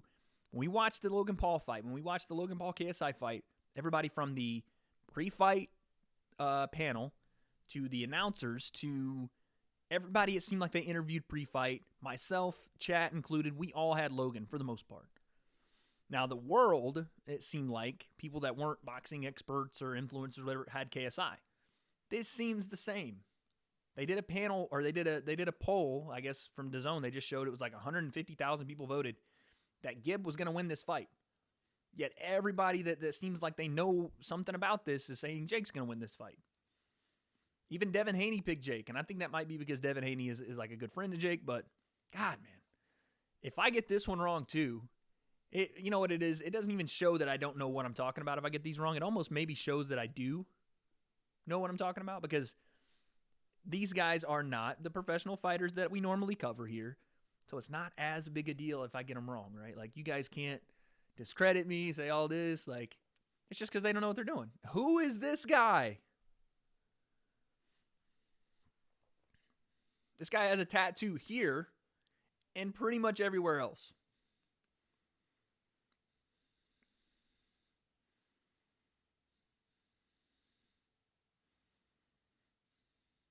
Matt Zingler.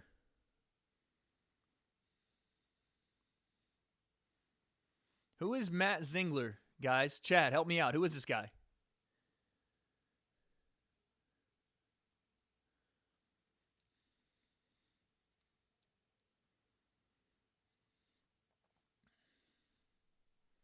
Who is this guy?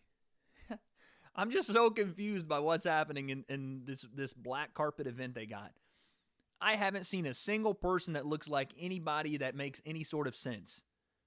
Maybe I'm just out of the know, you know what I mean? Maybe it's just me, but everybody I've seen on this red carpet has either been 13 years old, has zero idea what's happening on the night. This guy just said he didn't even know who was fighting, or they're like wannabe fighters, because everybody is now, that come to these events and call out who their next YouTube fighter is going to be. Like they had that a guy on earlier that was calling somebody out on YouTube. JMX, sorry. So I have no idea what's going on. They're interviewing the girl. She doesn't even know who's fighting. She don't know what's going on. They don't even know where they're at.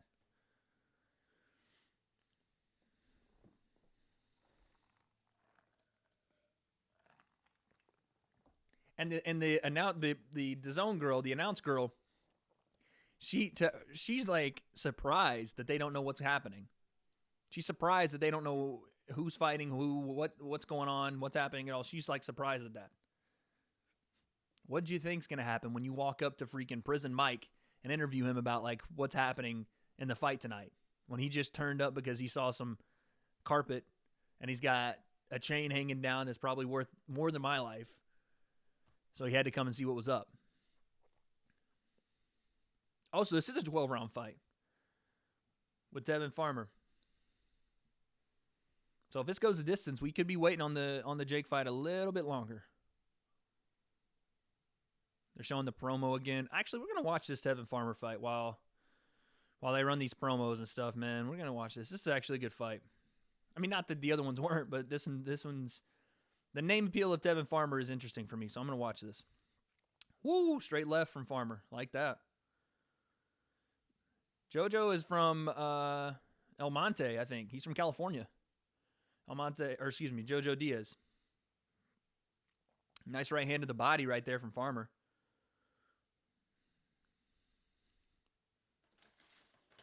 I feel like Diaz... Did JoJo fight on the last card? I think he did. On the Logan card? I think he did, and I think he was fighting for a title then too.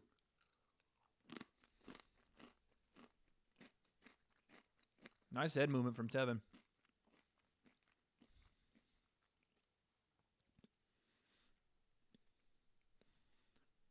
They're showing, I think that's a round one for Tevin Farmer. They're showing KSI. Be right back. All right. Showing KSI saying he would fight Jake if he gets through Gib.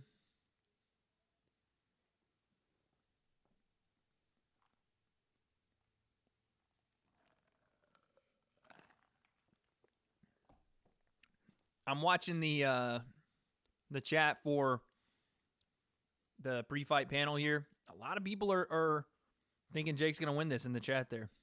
And want Jake to win too, which is crazy. That's what you don't expect. You think that people are thinking Jake's going to win, but for people to actually want him to win, that's a little different.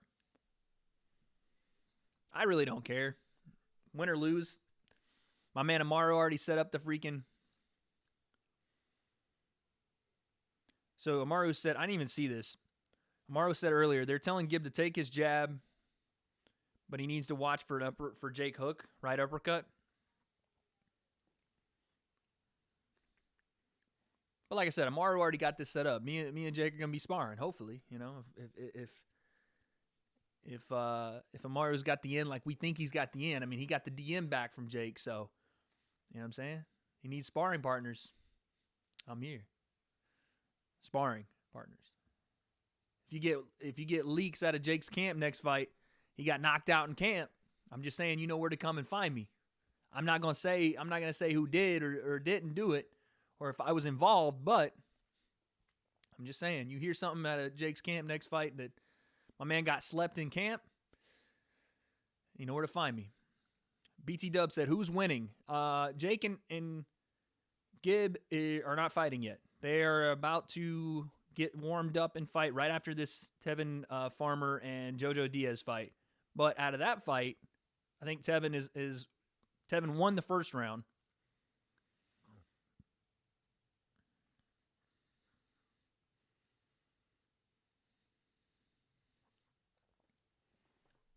Elite is back in the chat.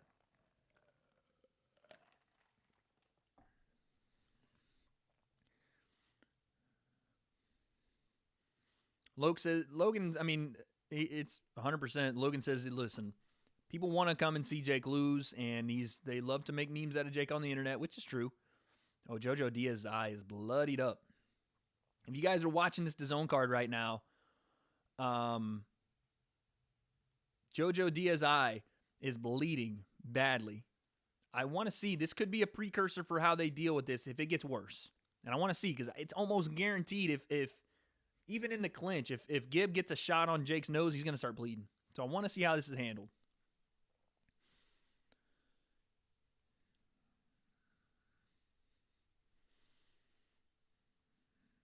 Even Logan saying Jake, if he wins this fight, should probably not do the arrogant, cocky thing and try to come off a little bit more humble and you know, kind of more relatable after this fight with a victory. Like humble in victory and more, you know, more relatable to people that kind of think he's an asshole right now. That could be big for him.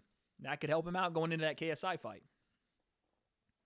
Because you do, listen, as much as this is legacy and all that stuff for the Paul brothers and all that, at the end of the day, it's PR. Because we don't really care.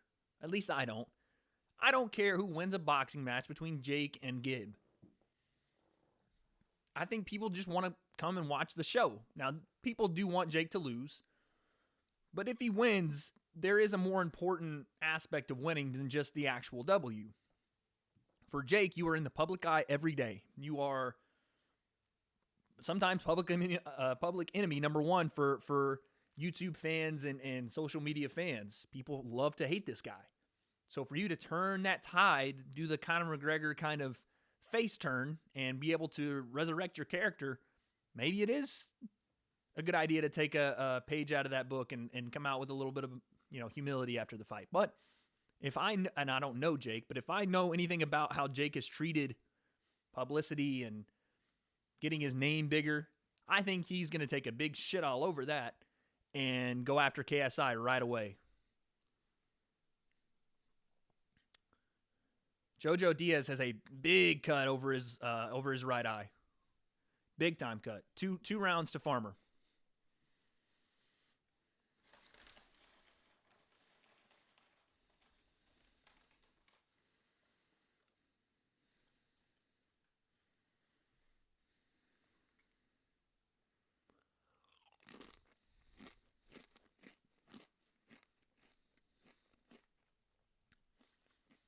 So who is this Choppa guy?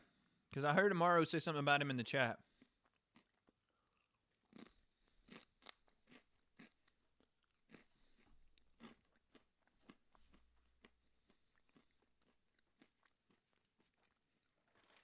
Who is NLE Choppa?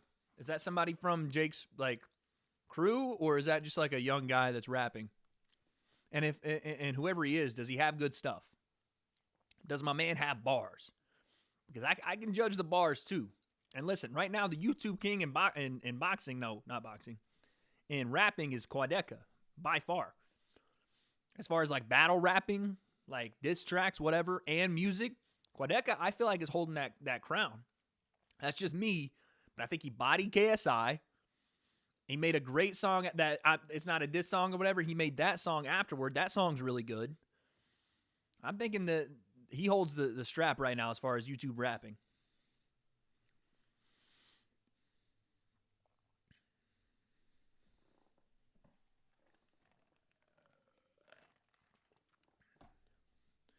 So Farmer, I guess, hit JoJo Diaz with a headbutt that opened up that cut. But let's take it, like I said, keep an eye on that. Yes, please send me one of his songs. I'm not going to listen to it right now on stream, but I'll listen to it later. But they talked about it earlier. That was a low blow. They talked about it earlier about how Jake's nose bleeds like that. So let's see how they treat this eye, because it is a pretty bad gash above his eye.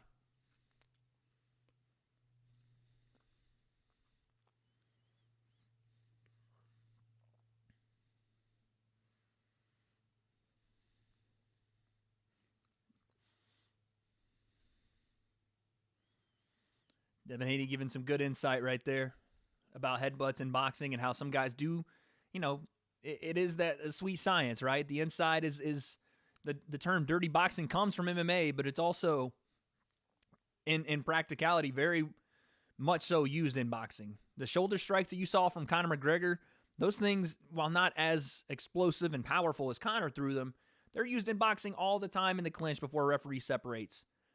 And headbutts are prevalent in boxing. Being as close as you are, and as much tossing and turning you have in the clinch and trying to reposition, especially before the referee comes in, that stuff happens a lot more than you'd think too.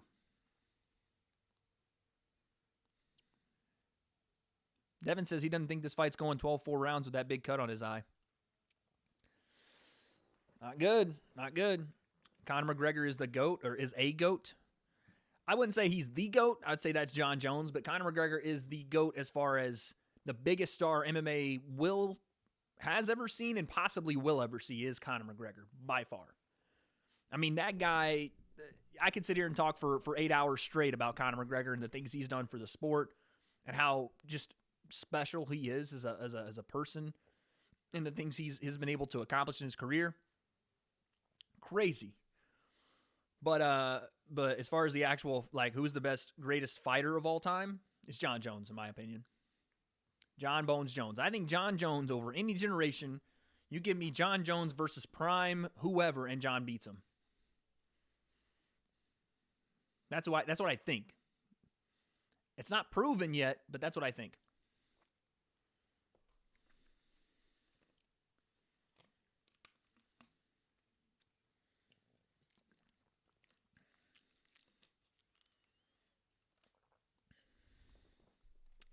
So Logan's getting a little emotional on stage, talking about how he needs to go talk to Jake. All right, so showing some footage of Gib training in the back, literally in a parking lot. A little double jab there from Gib. Nothing crazy to look at, but, you know, a little something to see. No, yeah, Lead, I'm with you. Conor is crazy, man. Crazy. Crazy.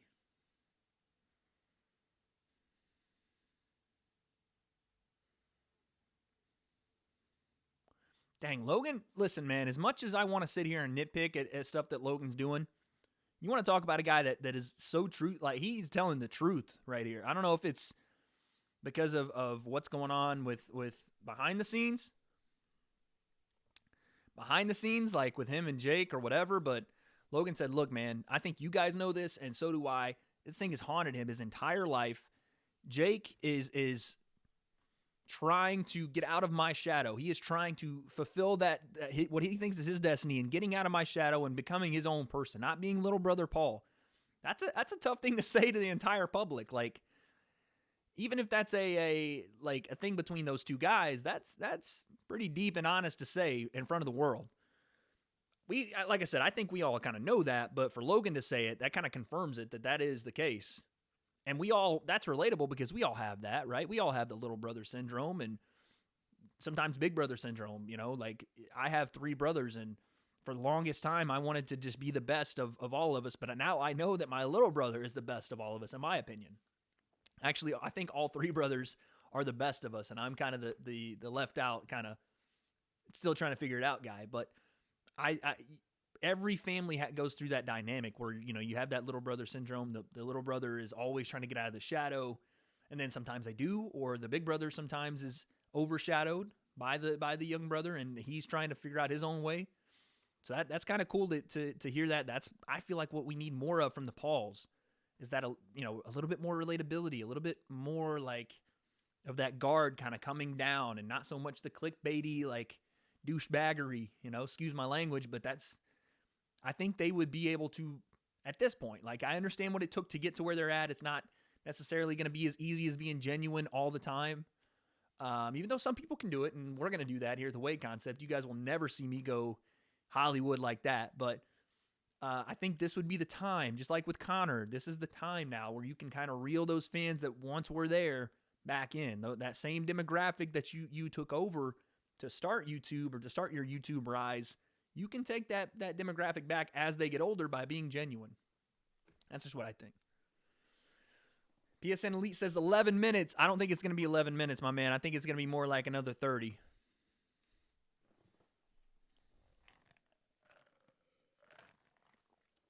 They got Mike Majalak. I don't know how to say his last name, but he's up on the stage right now.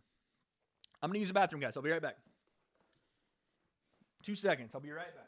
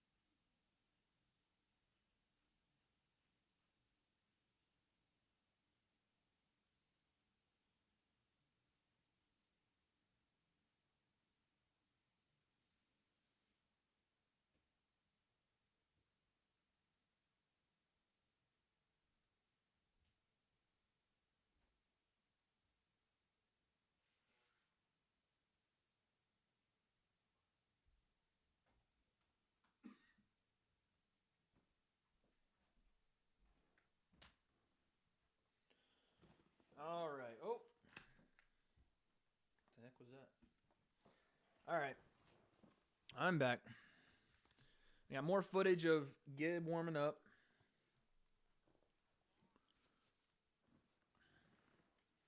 They got Vidal. Hey, man, listen. Vidal is, I know he's been the coach for these guys for the last, 2 years. Or a year, maybe. But I think that Vidal is on his way to being a champion as well. Gibbs' coach and KSI's coach. I think that fool is going to be a championship-level boxer at some point. I think he's only 22 or 21. And he's only had 3 fights, I think. But I think he's going to be one of those guys that comes in and grabs a lot of belts. Very talented, very quick, good. I like his style. He's not super aggressive, but he is when he needs to be.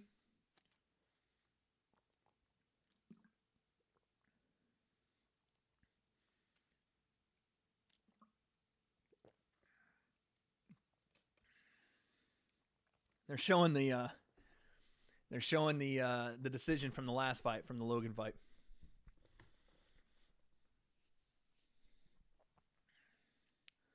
Justin Bieber was in the ring when they announced it.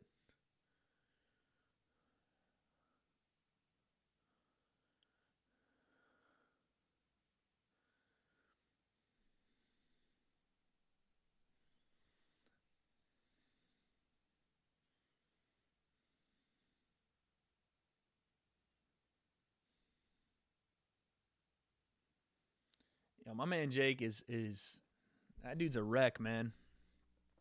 I think this might be why he has to have all this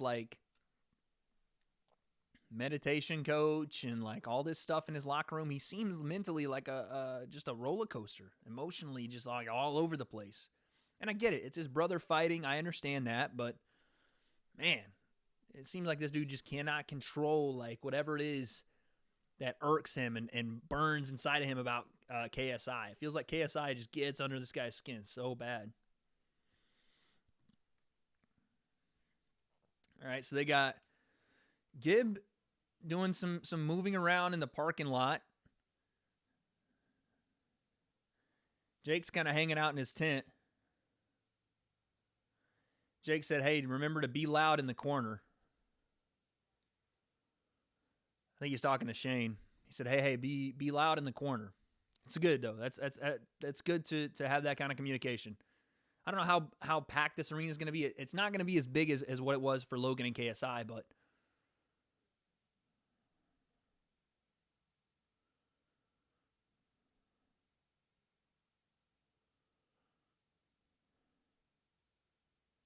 They got Ethan from the Sidemen doing his commentary.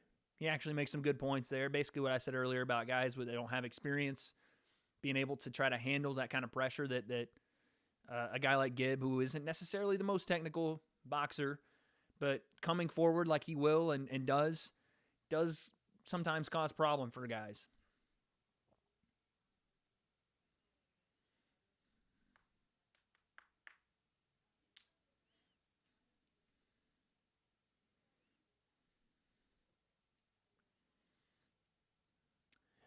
I see that they're trying to work on his technique a little bit and do some things like that, but I feel like what the problem in the downfall of Gib tonight would be if he doesn't have success early, right? If he doesn't get to Jake early and the panic kind of sets in that he's losing rounds, especially like say we're through 2 rounds and he hasn't really touched Jake and he's not, getting all that hurt, but he's getting touched, right? He's losing a boxing match. I think that's when the technique will start to fly out of the window.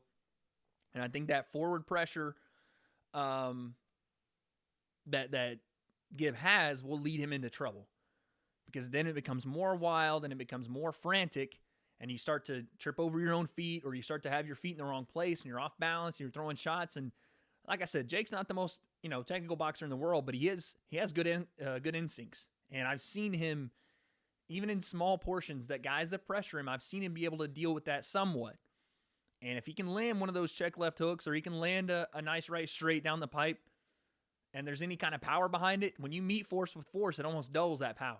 So that could definitely be something that Gib could have to deal with.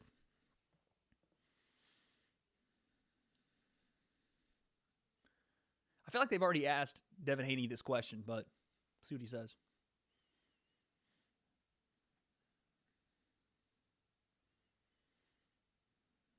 So Devin Haney thinks that Jake's going to be able to handle this pressure early. And then as the fight goes on, just impose his will.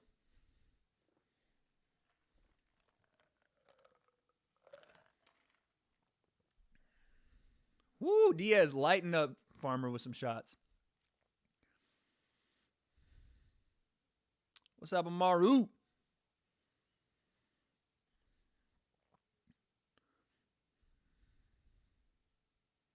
To be fair, we haven't watched this Steven Farmer fight as much as I wanted to, but people are in the chat going 3 more minutes till Jake fights. They do realize this fight has to end for then Jake and Gib to go on. They don't just stop the fight so Jake and Gib can go on. Oh, snap, Saquon Barkley.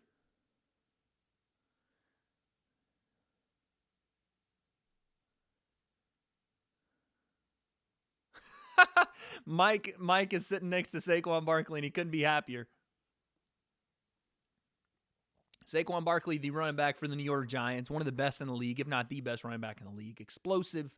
That dude's thighs are as big. Like, if I put both my thighs together, Saquon Barkley's thighs and legs are still bigger. Dude is a actual tank.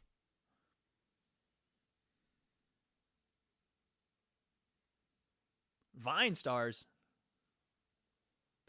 What I told Jake was I said if he pressured you, check hook hard. Also, flow combo, stay sharp. Don't come. Don't put your hands down like the Deji fight. Keep them up. It's good advice. It's good advice. I guarantee you see that. I guarantee you, maybe not like everything there, but I guarantee you see that check left hook come out because it's naturally something Jake likes throwing. Off his back foot, he likes throwing it. But I bet that as the fight goes on, the hands do come down a little bit. I bet that as both guys get, I don't want to say more comfortable in there, but as they get into the fight, sometimes they revert back to what they know because they are inexperienced and because this is only Jake's second fight and Gib's third and their first professional. So.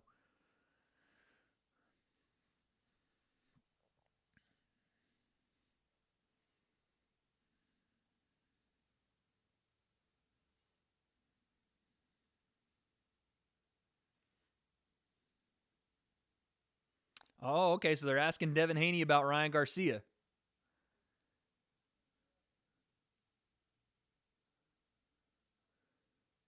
So Devin Haney said he wants to settle the score with Ryan Garcia. They're 3-3 in amateur matches.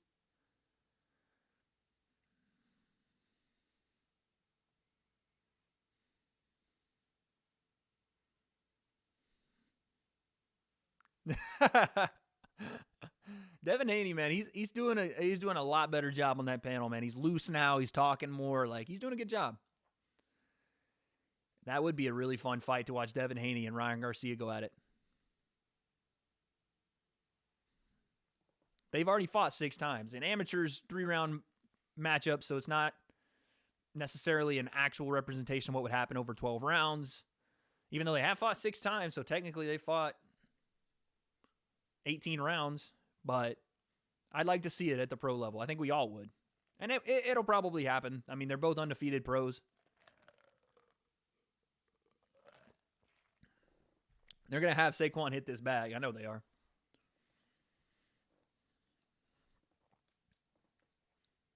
How does a guy that's built like Saquon have it's the Mike Tyson effect? These guys that are jacked up to the gills have these like super light voices. How is that possible?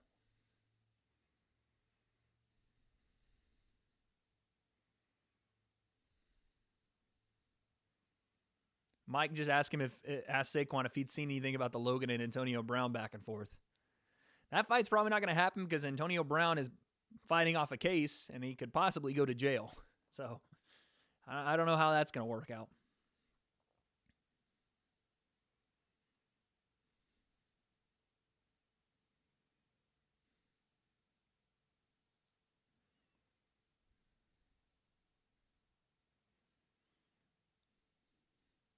They're asking if he has a favorite boxer. He's probably going to say Mike.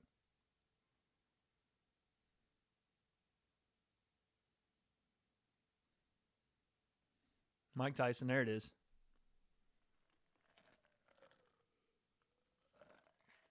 He just said Mike Tyson was the greatest boxer to ever do it. No, he wasn't.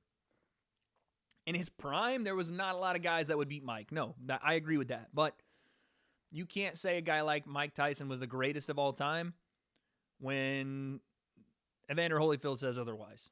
You know what I mean? Lennox Lewis says otherwise. So this is a couple times I've seen them working on Gibbs' shoulders. Maybe that's just to keep him loose, you know, but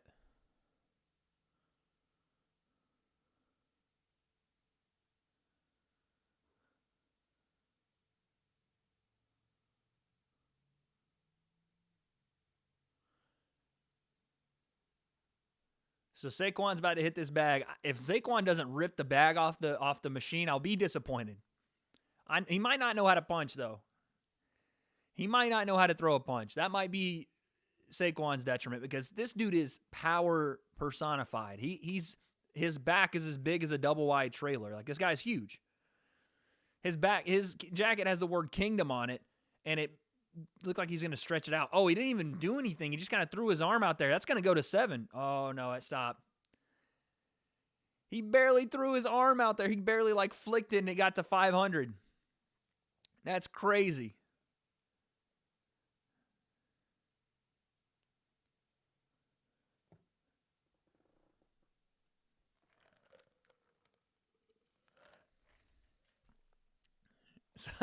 So Saquon got 487, which is very disappointing. Wade got to go. I'm sorry, can't be here for the fight. Is there any way you text me on IG before it starts? Yeah, I got you, dude. I got you. I'll text you tomorrow. I'll text you as they're making their walk to the ring. I got you. So they're making the Logan didn't throw his right hand jokes right now, which is true. It's true. Logan did not throw his right hand out there in that fight with KSI. And if he had, he would have knocked KSI's head into the 4th row. It is one of the most, if not the most, single disappointing performances out of a guy. And not to say Logan didn't do a good job boxing. He did a good job. He followed the basics of a guy who is as explosive as he is with the gas tank as limited as he has. Stayed on the outside, used the jab, tried to preserve that gas tank.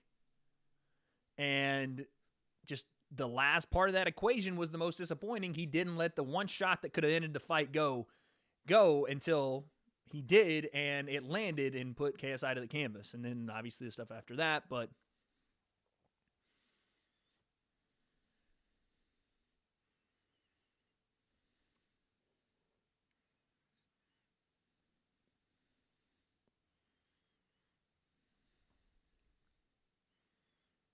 show fight. Not going to find that here. Somewhere else. Appreciate you being in here, though, and I will commentate on every single part of the fight. I will make sure that I, to the T, describe exactly what's happening, but showing it is just not what we do. We got to keep the YouTube channel up, man. I can't show the fight. Sorry about that. Don't forget, I will not tomorrow. I won't. I will not.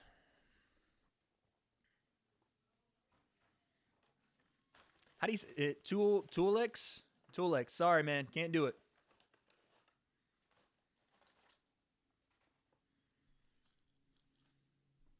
Appreciate it, though. Hey, man, no worries. I appreciate the support. I will keep grinding. Thank you for being in here. And listen, always welcome to come by the W.A.D.E concept. We don't just do these live stream reactions.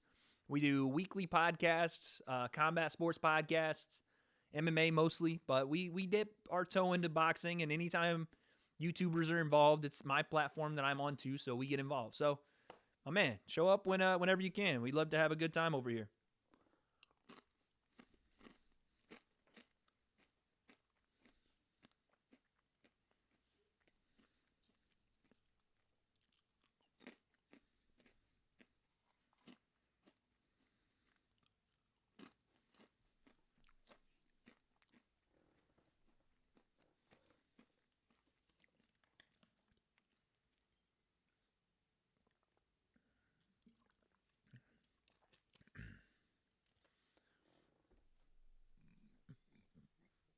Excuse me, guys. Sorry, I'm having some snacks here.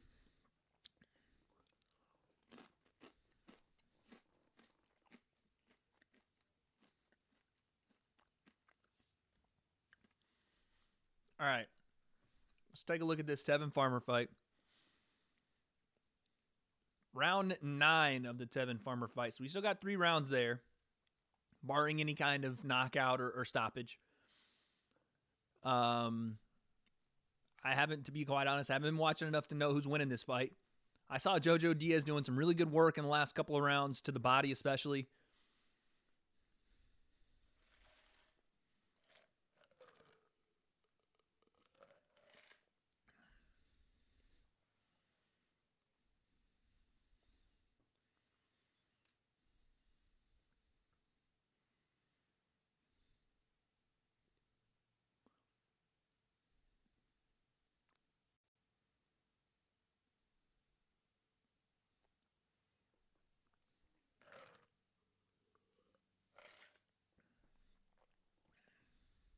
Nice left hand right there from Diaz. That left hand seems to be catching Tevin Farmer, but it just doesn't seem like doing too much damage. Good clinch work right there from Farmer. Nice shots to the body. It's a close fight from what I can tell. We haven't, like I said, we haven't paid the most. Ooh, nice right hand out of the clinch, though, from Diaz. Left hand to the body.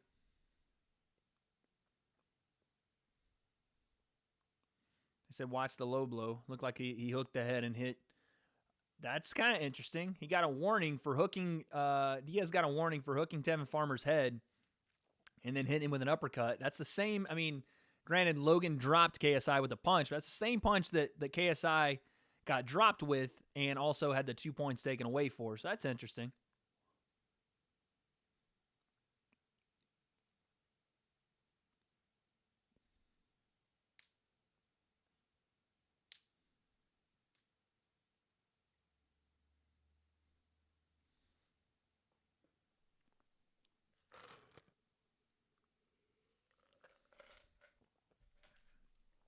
W.A.D.E is getting off with those left hands, man. Woo, nice right hand. Out of the clinch, JoJo does really good work with those right hooks. That overhand right, as soon as they separate, he does really good work with that. That's a nice shot. Another left hand. Rips to the body, too. Nice left straight. And listen, guys, this is another thing that we don't talk about as much because this is, centered around Jake Paul and Gib. And to be quite honest, I wouldn't be watching this card had it not been for that fight. Oh, nice right hook. But because we are watching those two fighters, we are also getting to see some talented boxers on display. And it can't be ignored that these guys don't get the exposure by themselves that they do get with a guy like Jake and I guess Gib, and Logan and KSI on the card.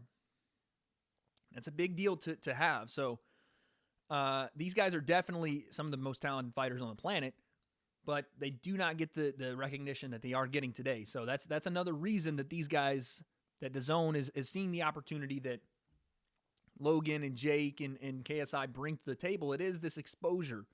While it might not be the same level as it was for Logan and KSI, it still is a bigger level of exposure than they're used to seeing for these type of cards. And DAZN has done a really good job as far as, like, since it's been launched. Granted, there's so much money behind DAZN. You guys wouldn't believe me if I told you how much money they have to pay these guys. And the money they've already paid bigger fighters. Like Canelo got like a $500 million contract from DAZN or something like that. $300 million, $500 million contract from DAZN over a 10-year period, I think. A 5 or 10-year period. So to act like, this is just for them to get into the YouTube game, they got to make some money back. And the way they do that, and it's a smart investment because no one really was going to take a chance on these guys outside of of YouTube and putting on the events on YouTube. It's a smart investment for DAZN to take some of the share of these fights because they're going to make money either way. Logan Paul and KSI were going to make money. But the assets that DAZN brought to the table, the exposure, the media team, the PR, all that stuff is viable for both teams. Oh, nice right hand from Diaz right there. So it makes sense. It makes sense to make this partnership make sense.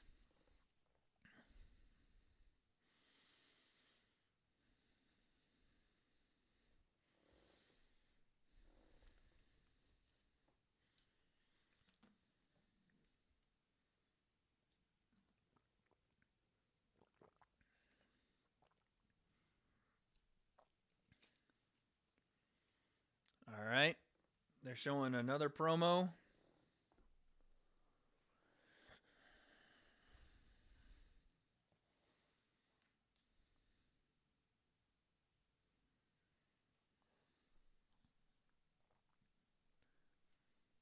Yeah, they're showing how the Gib fight got made and how the Paul brothers were saying, who is this Gib guy? Listen, I'm in the same boat as a guy like Gib. Obviously, Gib has the far better exposure than I have, of course. But you want to talk about a guy that's made everything that he has for himself. I mean, this guy 2 years ago, even last year, was a FIFA YouTuber who was just happened to be on the undercard of KSI and Joe Weller, KSI and Logan Paul, as a bigger YouTuber in the UK scene. And then fast forward a year, and he's in Miami fighting Jake Paul in front of the world on DAZN. After not really having, like, any type of American fan base that is worthwhile. At least, KSI, 20 million subscribers, huge YouTuber in the UK and crossover into the American scene as well.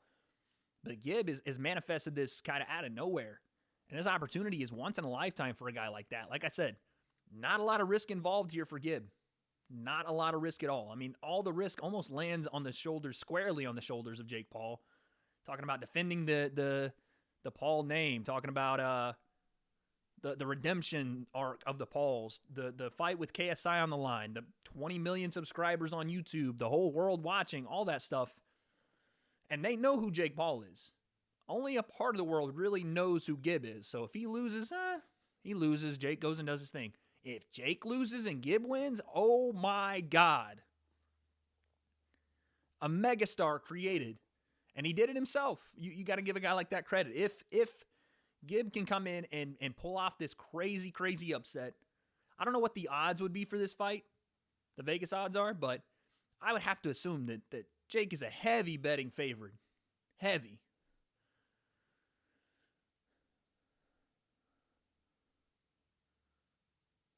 So, we'll see.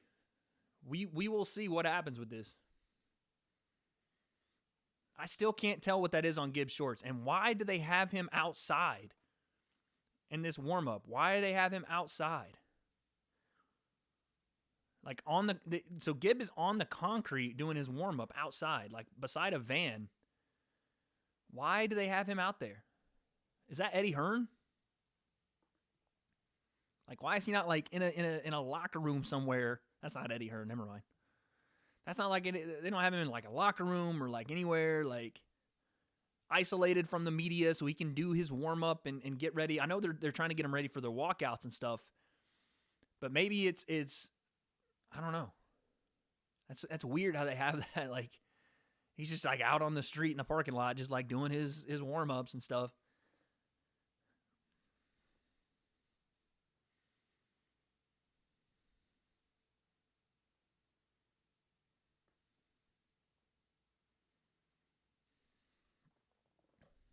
AnEson. Mike called him AnEson. He keeps calling him AnEson. Like, if there's a nickname for an AnEsonGib or a AnEsonGib, it's Gib, right? AnEson means nothing. Means nothing. To be fair, I guess Gib doesn't either. But so the red carpet host lady is picking Gib as well, or excuse me, picking Jake as well. That's pretty much everybody that we've seen picking Jake.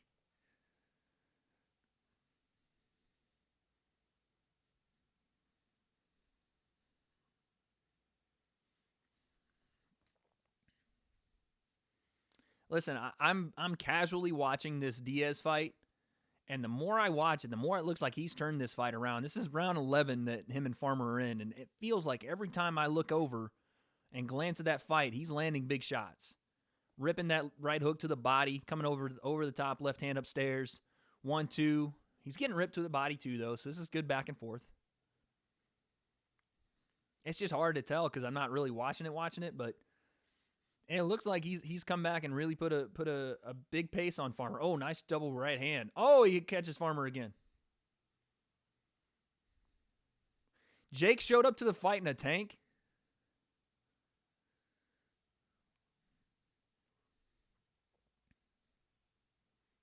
That's funny.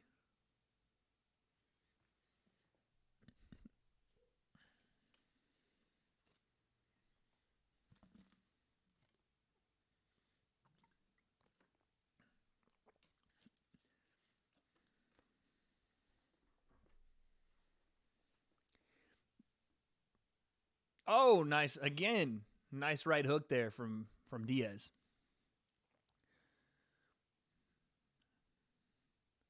I wonder how much money that goes into like these pre-fight buildups. They said Jake came in a tank. How much money does it cost to rent a tank to show up to the fight and that's it?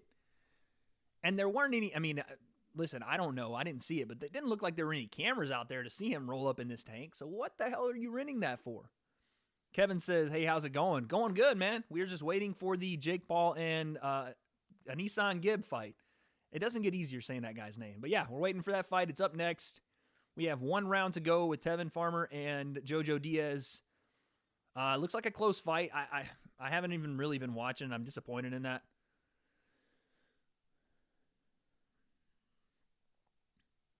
So they're I think this is a pretty even fight between those two. Going into the last round, maybe last round wins this. But yeah, we're just hanging out waiting for the fight, man. How's it going?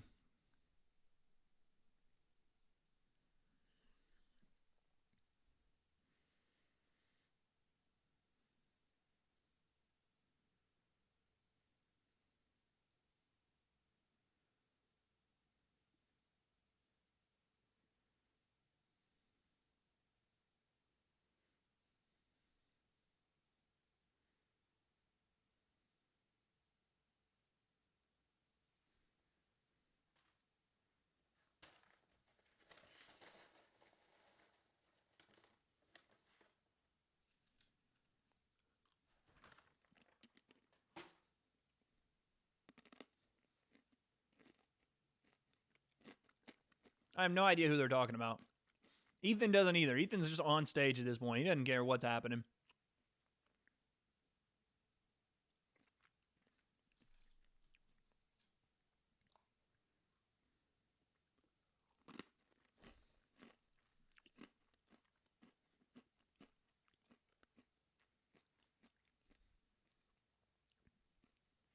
Yeah, this fight's going down to the wire right here with Farmer and Diaz. This thing is going down to the wire.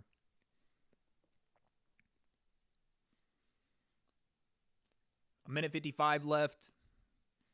Both guys really putting it all out there. I mean, Diaz does have the huge cut over his eye, but that was we found out later from a headbutt. He's landed some big shots. Farmer's landed some big shots over the course of these 12. It's tough. Tough to call this.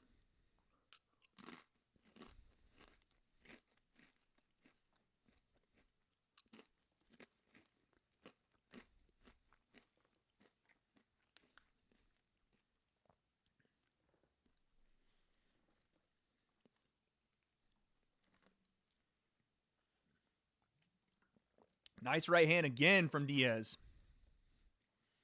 Those combos, he rips to the body. Couple shots, he'll rip to the body, come up top of that right hand. What's the referee doing? Separate them if they're standing there like that. If the referee's not happy with what's happening in the clinch, he has the liberty to separate them. This isn't an MMA match. You can step in. That's part of this. This is boxing. Oh. Diaz eats a right hand coming in. I got to remember to text Amaru, too, when they make that walk.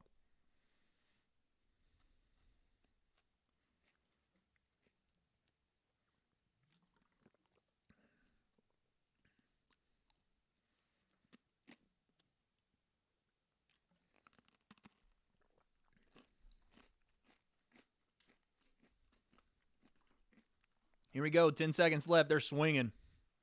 They are swinging. Oh, man, they're letting it fly. Oh, Farmer, nice shot. He's yelling at him. All right, we're going to see. Jojo Diaz thinks he won that fight. Let's see, man. Tevin thinks he's won.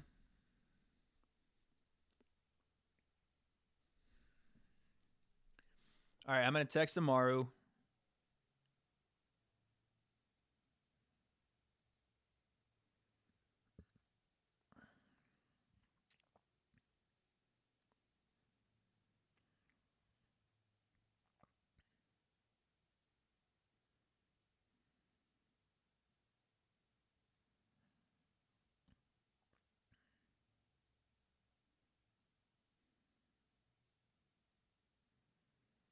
All right. We are about 10 minutes away. And, yeah, we're going to see what happens with these two. See what the decision is from the Farmer fight. And then we're finally going to get Jake Paul and AnEsonGib. Your boy is tired, man. Tired. But we're finally here. Again, every shot they've showed me of Gib, he's just been walking around. They haven't sat this guy down at all. I know he's preparing for his ring walk, but don't you think maybe, I know you want to keep him warm. I understand that. You don't want to get him cold and right before he goes out there and starts throwing punches, but don't you think we maybe get this guy inside, not have him walking around the parking lot before he fights the biggest fight of his life on DAZN? What's going on, man?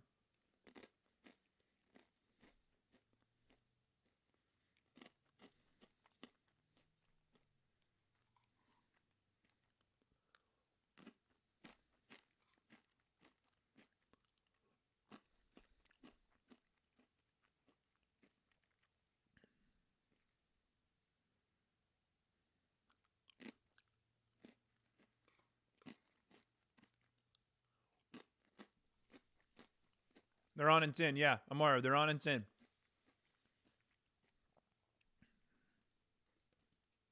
As soon as they read this decision and get those guys out of the ring, they're going to get that walk going.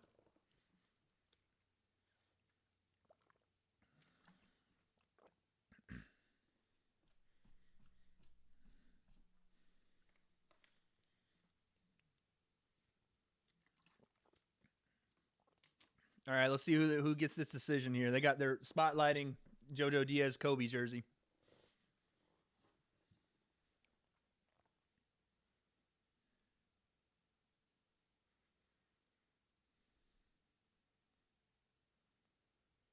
Wade, make sure you commentate best you can. I got you, baby. I got you.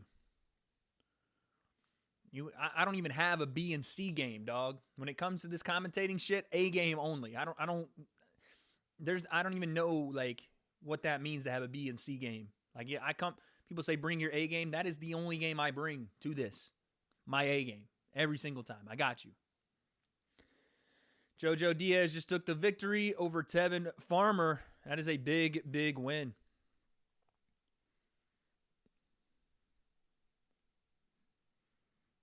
Big, big win for JoJo. Especially after that adversity early in the fight. Get the big cut on his eye early. Comes back and wins a massive decision right there. Big time. He gets his belt, finally. JoJo had 2 shots at the belt. Couldn't get it done. But he takes Tevin Farmer's belt from him. Wow. Big time win. Give that man his belt.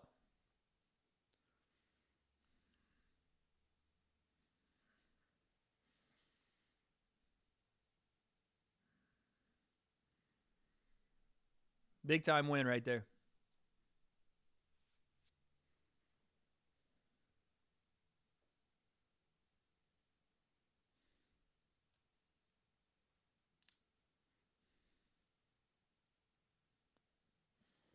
Big time win right there for JoJo.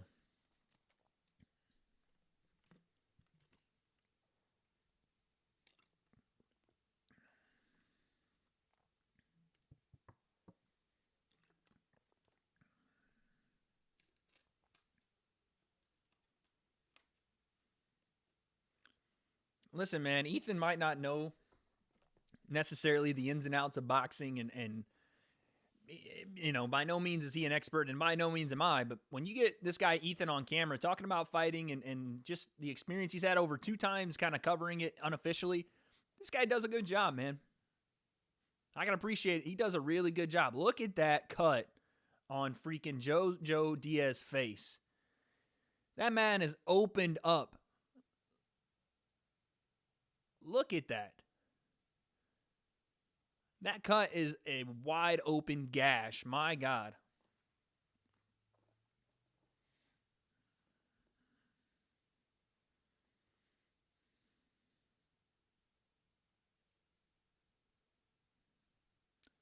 That's the first time he says he's seen the cut. It looks like a piece of sausage on his eye is just like sitting there right here on his eyebrow. I have a feeling that would happen to me too. I got a lot of loose skin right here. You guys can see. I could see that happening to me too, man. I got a lot of loose skin on my face. I'm just one of those weird dudes. I think I was meant to be like a little bigger because I've just got like loose skin everywhere. I don't know what's happening. I need to tighten up, bro. I got to tighten up.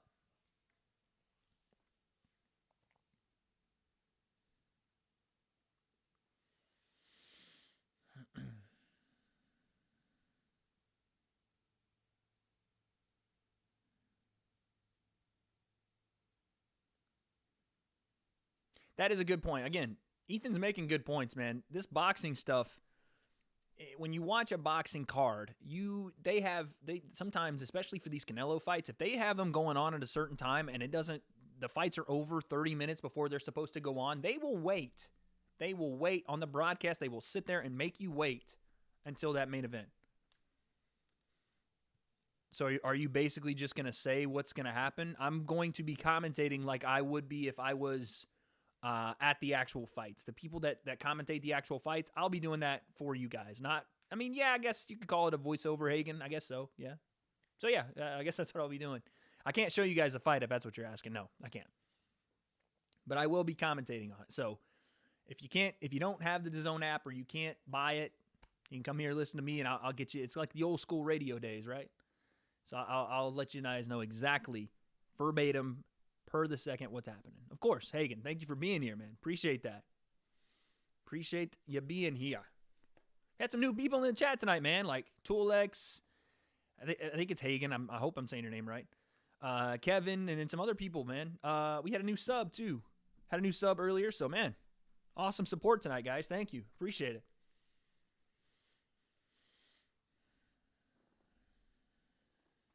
To all the people to be streaming, I know, and they will get copyrighted here in a second. Yeah, Listen, I know it's happened. I subbed. I appreciate that. Thank you so much. Thank you for that sub. Yeah, I've done these reactions now for about 2 years, on and off, but really as of late been hitting it. And everybody, I mean, it's YouTube, so I understand it. But people come in, hey man, show the fight. And I just I'm not gonna do it because I don't want to lose my channel.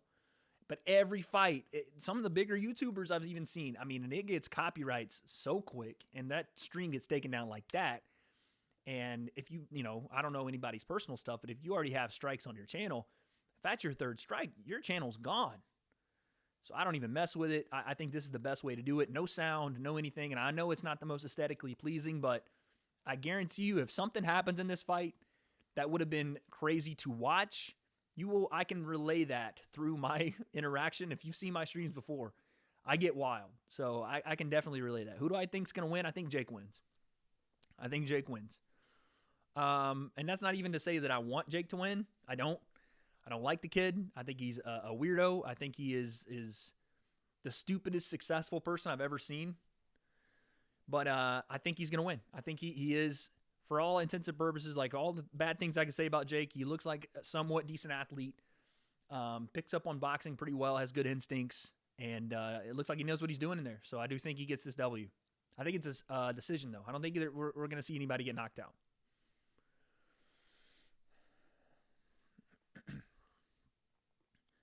Okay, so last power punch of the night on the power bag.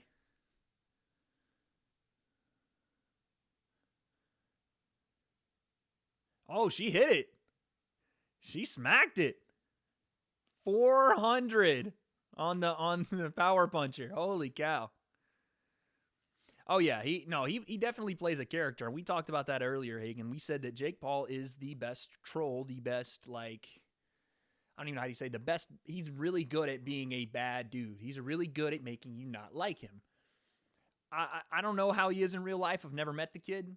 From every interaction that I've seen that is, behind the scenes or around other people, he looks very full of himself. He looks very inauthentic and impersonal, but he could be the super chillest, nicest dude in the world. Just not what he looks like. And maybe I shouldn't be the one judging him. I've never met him, so maybe that's on me. But I can have my opinion, and I don't think he is. You met him 3 times? Hey man, if he is that, that's great. I'm sure he was a super nice person, and maybe behind the scenes he's all that. I'd still like to get in there and crack him one or 2 times. And like I said, I would give this kid problems. I would really give this kid problems.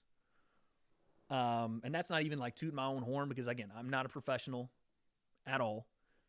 But we'll see, man. We'll see how he looks tonight.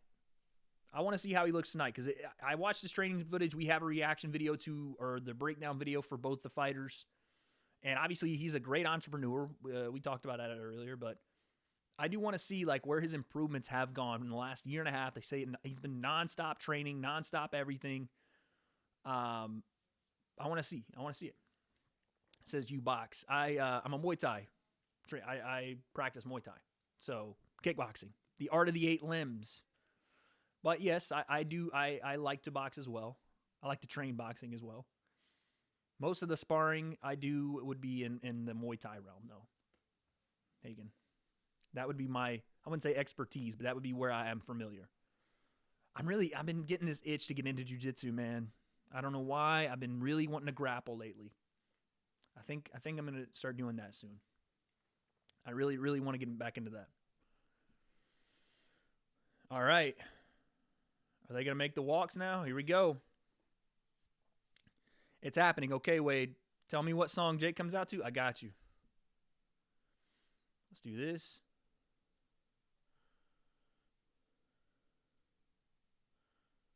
Let's do this.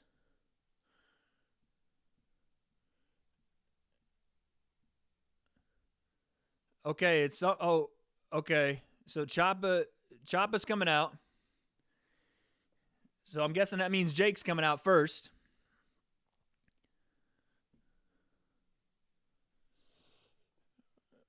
I don't know the name of this song, so Maru, it's your boy Choppa though. He's not really performing. He's like it's the song's on, but he's not like he's not singing or doing anything. Okay, so now he's like halfway performing it.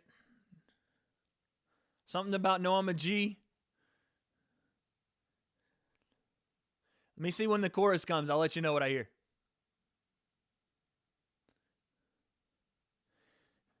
Okay, something like a flavored cucumber. I heard that. What is happening?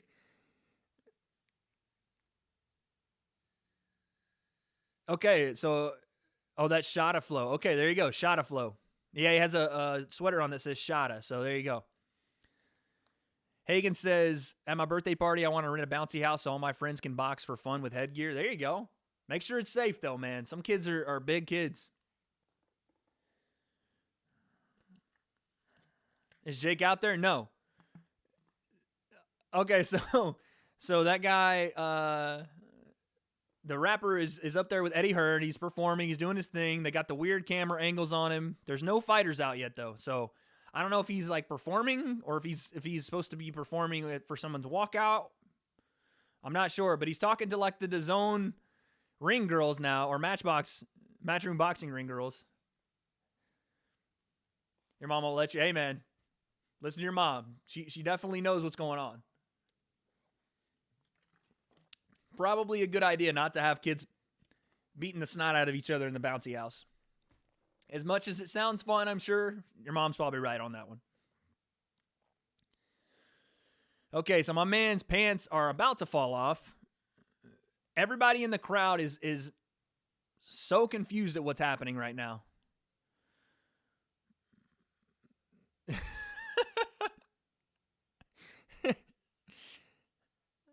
Okay. He's the only one he's just performing. I got you. It's a very mixed reaction from the crowd. Some people know who this guy is, and you can see the phones are out, and then others are just completely in confusion mode. They have no idea what's happening. Eddie Hearn is just sitting there with a smirk on his face. So that's hilarious. Oh, here we go. He's trying to, now he's on the mic.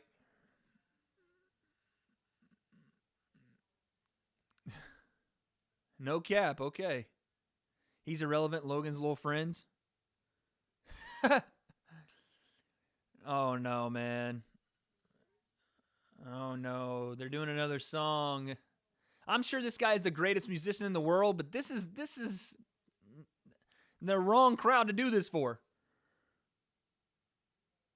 Literally no one in the crowd knows any lyrics that he's singing. Matter of fact, there is one kid. There's one kid that this is getting crazy hype. But listen, there is nobody else in that crowd that knows what's happening right now. First off, they have press row, which is like the press for the fight. They're going to cover the fight in the first row, and it's like people that are like 70 plus years old. Media members from 40 to 70 are in that first row. Okay, this is the song you sent to me. Okay. This dude needs to stop rapping for 13-year-olds that want to see Jake Paul. Yeah, I don't know what this is. No, I mean, I like I said, this guy is, I'm sure, got a great career, and this is really cool that the Pauls like let him do this to start the card, but this doesn't make a lot of sense. You know what I mean? Like, this doesn't make it more official like you would want to see in this. I guess, look, I'm comparing this to the Logan Paul and KSI fight, and that felt official. That felt like a big fight, and it did because they treated it like a big fight. This seems like an event, and I mean, there is a precedent for like 50 Cent used to walk out and perform as Floyd was walking out to his fights, and Justin Bieber the same way. But look, there's KSI in the crowd. KSI's in the crowd thinking, look, man, I can get in there and put my music on and some people will know it. But this just doesn't seem like what should be happening right now. Jake Paul versus Logan Paul, I've heard that that's something that they want to make. Those guys are, listen, I don't think I could ever fight any one of my brothers in front of people for money. Like, there's no reason to do that. But these guys are different, man. They're a little bit off their rocker. So if DAZN brings the money and they find a way to make that happen, I could see that. I predicted this years ago. When Logan was fighting KSI the first time, I said, look, Logan, and this is not how it worked out, but I said Logan will probably beat KSI, and then he'll probably fight Jake. So I said this years ago.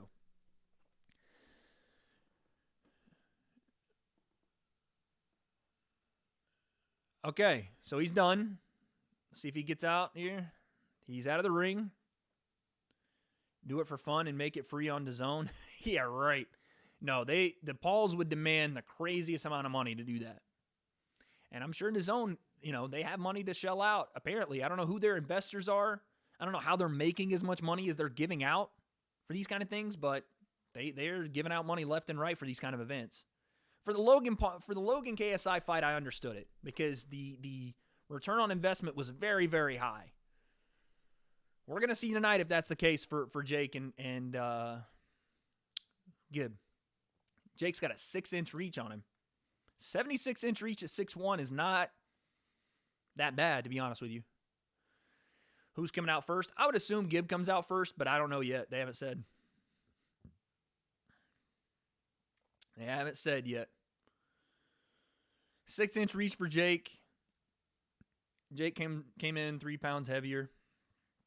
All right, so Amaru, Gib's coming out first. This looks like they're fighting in a tent. What is this venue? Shogun, what's cracking, big dog? This fight came way too early. Yeah, it just felt like this fight was a little rushed. It's probably because they couldn't really fit it anywhere else on their card as far as like DAZN finding a card to put them on. They wanted to put them on their own card and make it big, but they probably couldn't find another time to do it. What's he coming out to? They haven't started it yet. I'll let you know. They called him the seven-figure giver.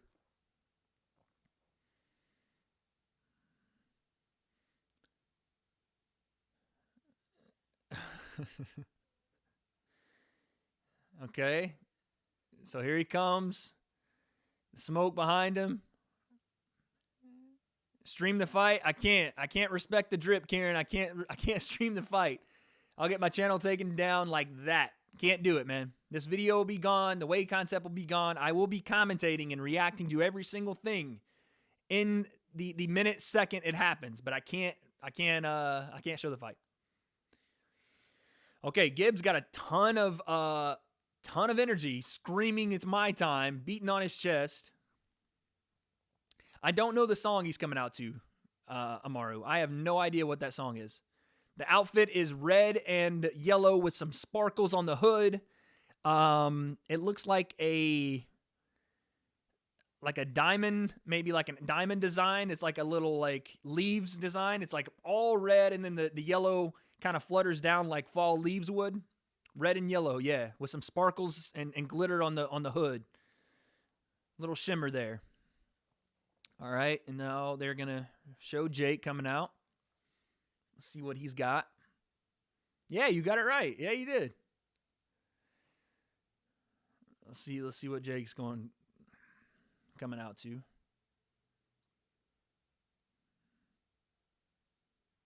All right, they're showing the montage of Jake training, throwing the hooks and the shots and all that.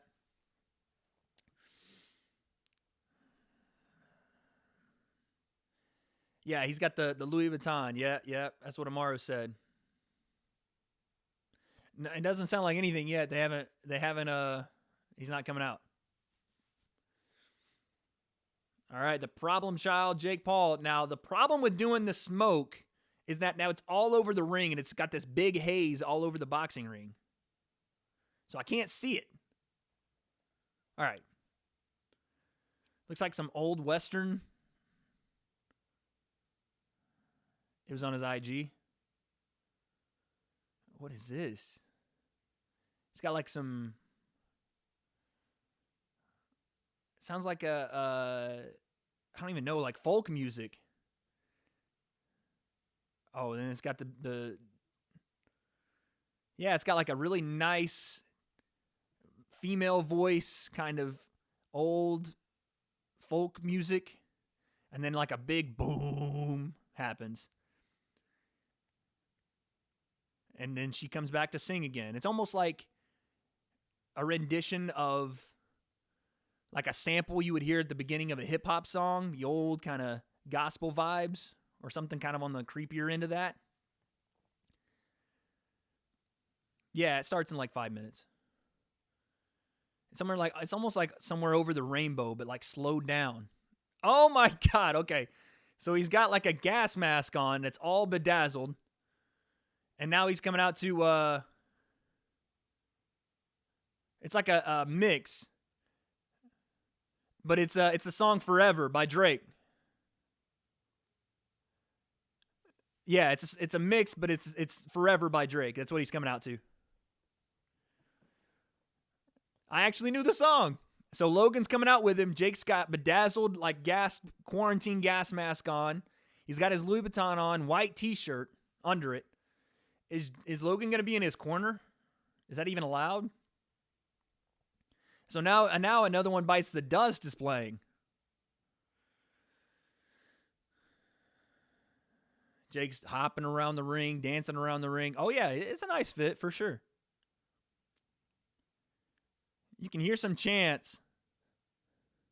I think the chants are there's only one big giver. All right. They're both in the ring, guys. They are both in the ring.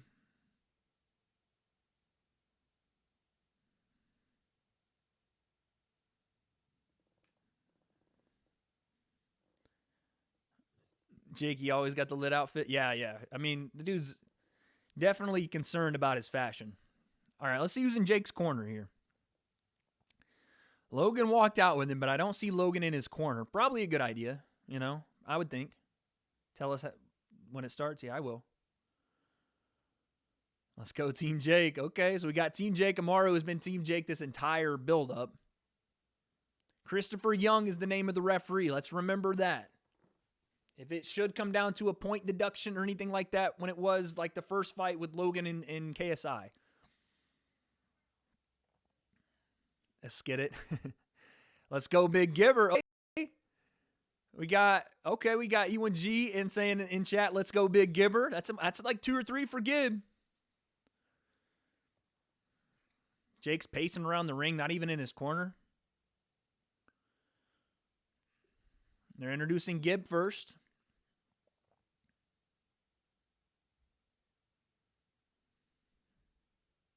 What's he saying? Gib's saying something to him. I can't tell what he's saying, but he said something to him. Oh, he's saying pepper time. My stream went offline for a second. Oh, it lagged for like half a second. Uh-oh. That's not good. That's not good. They were checking my channel, low-key. Well, even right now, it's got like a crappy output. That sucked. My stream output is very low. What is that? How, dude? Maybe it'll recover. Let's pray that it recovers. I don't know. We're going to figure it out. If it looks good to you guys, I'm fine with it. But right now, it's giving me the output very low. If it starts dropping right now, if it starts dropping frames, I'm gonna go crazy. But let's just for now, let's hope that it holds up. You're like 100 pixels. No, it does not. It doesn't look good? Yes or no? Okay, I think we're back. I think we're good now. You sound perfect? All right, we're good. We're good. I'm going to leave it. Because the fight's about to start, so I'm going to leave it. FPS is good. My man Hagen. Appreciate that, dog. All right, KSI is saying something on the outside of the ring there. I can't tell what he's saying. Oh, I think he's saying F him up. He said, you got this, F him up. It never went weird. It was just on my end, maybe. Who knows? All right, here we go. Here we go. They're going to meet in the center of the ring here. Sounds good. Quality's good. Awesome. Thank you, guys. Appreciate that. And Ewan, thanks for being here, man. All right. You're going to get the instruction here in the middle of the ring. Both guys staring each other down. Both guys look confident. Gib looks very confident. Jake just kind of looking him dead in his eyes. All right. There's the instruction. Both guys go back to their corner. Let's see what they got here. I'm not going to have the timer today, guys, so I'll let you know time-wise what's happening.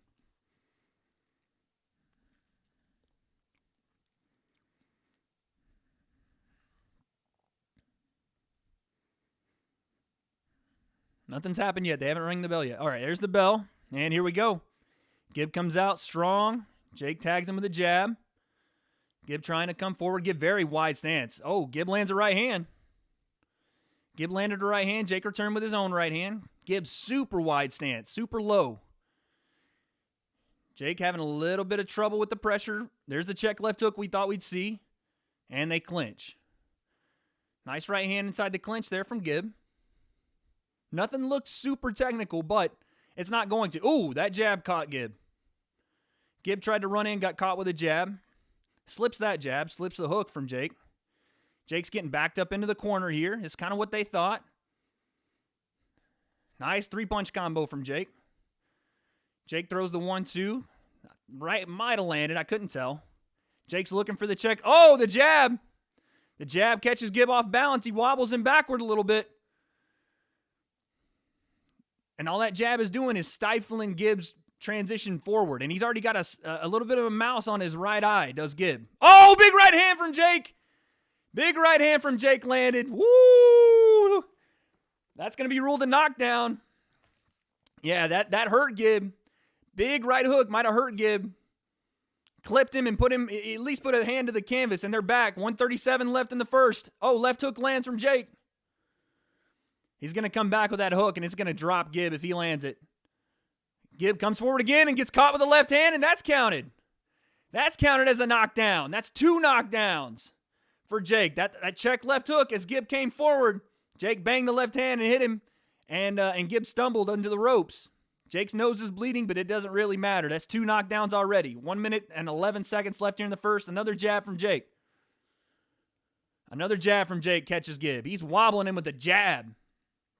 The jab's popping him. Oh.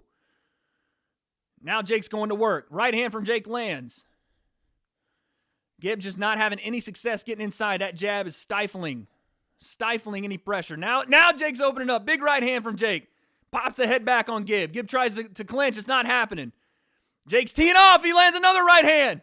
Oh, and the fight's over. Wow. Wow. That easy. First round. Wow. Woo-wee. Oh, my goodness. First round. And KSI is very, very upset about it. And Jake looks right at him. Jake looks right at him. KSI is visibly upset at it. Wow. Listen, that's an impressive performance from Jake. It didn't take a lot, to be honest with you. It didn't take a lot, but he cracked Gib a couple of times, landed some big shots, and it's kind of what we thought. You know, it's kind of what we thought was going to happen. Gib tried to come out and implement a game plan and come forward on Jake, but the jab stifled him right away.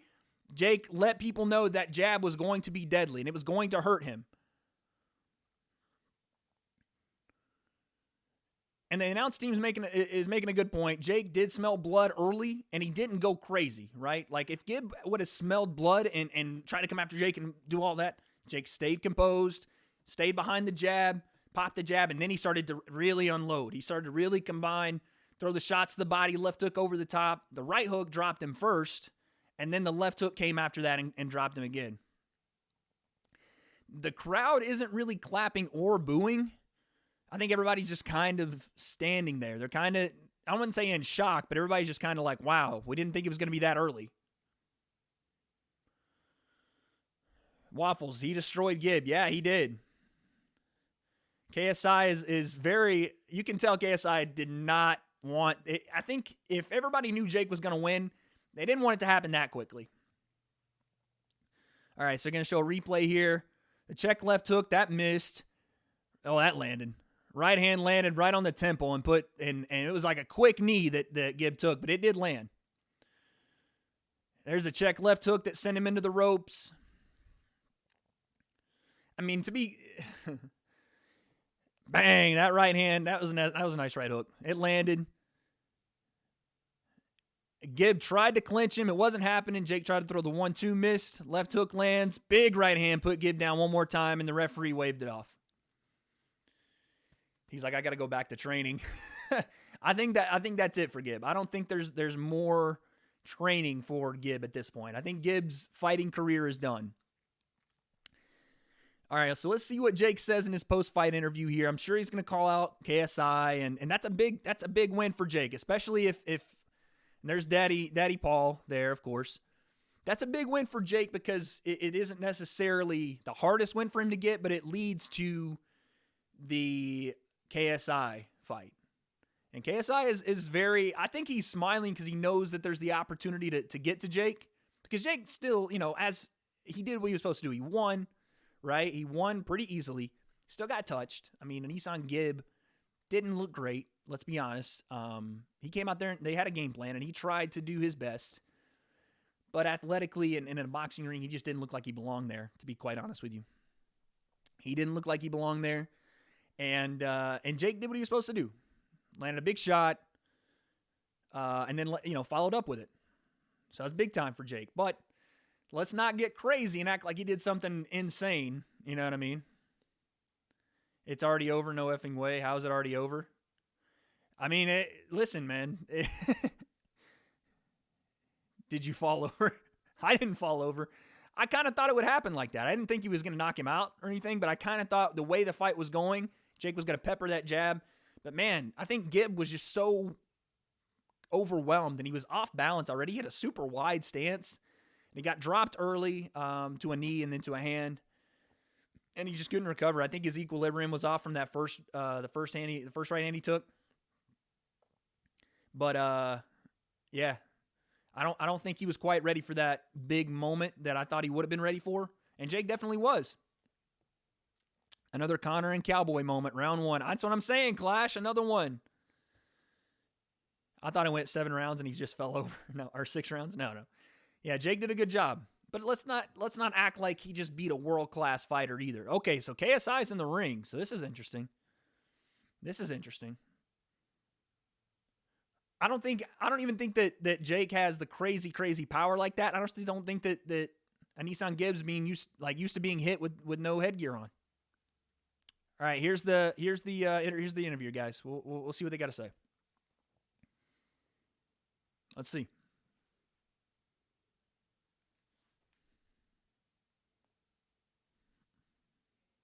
Jake says it was lit. Typical.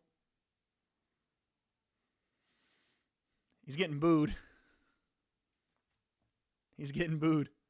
I was going to purchase the fight, bro. So glad I didn't. Also, Jake was mentally prepared. Clash, yeah, he was ready to go. That's why I get the fights for you guys. That's why you come and join me at the W.A.D.E concept. Because I get the fights for you, and I relay the information. I don't mind having a quick fight. If it's entertaining, I don't mind if it goes 6 rounds or 6 seconds. I really don't. I just want to see an entertaining fight. And I got that. Jake did a good job.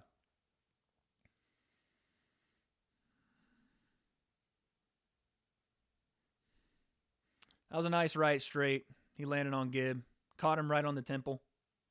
Caught him with another big right hand. Right on the forehead. Left straight catches him too.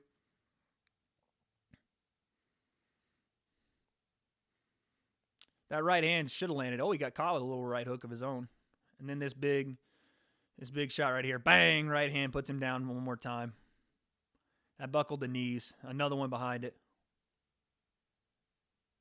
Jake, I mean, he put on a good performance, man.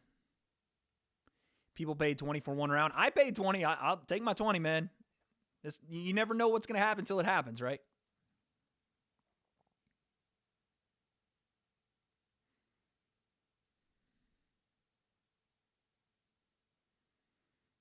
Paid off. Yeah, listen.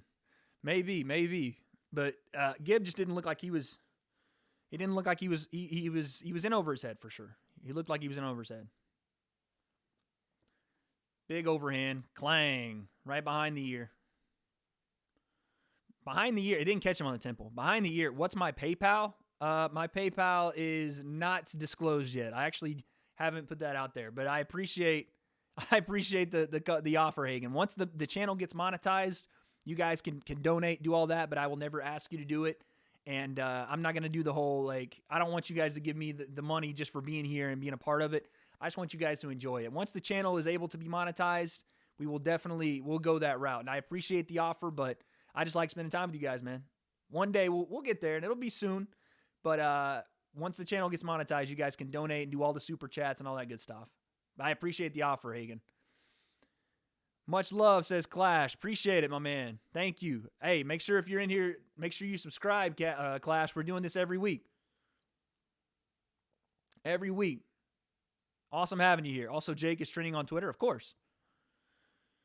Who won the fight, or is it still on? Jake won the fight in the first round, 3 knockdowns. I mean, they weren't like crazy knockdowns, but he did drop Gib 3 times.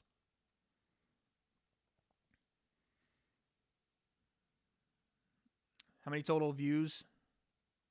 I think at total views, I'm at like 40,000 or something like that. Something like that. I don't know. It's very small. Whatever it is, it's not a lot.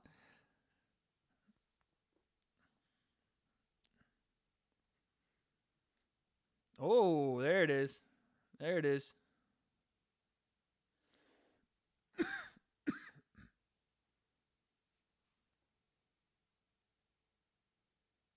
Ooh.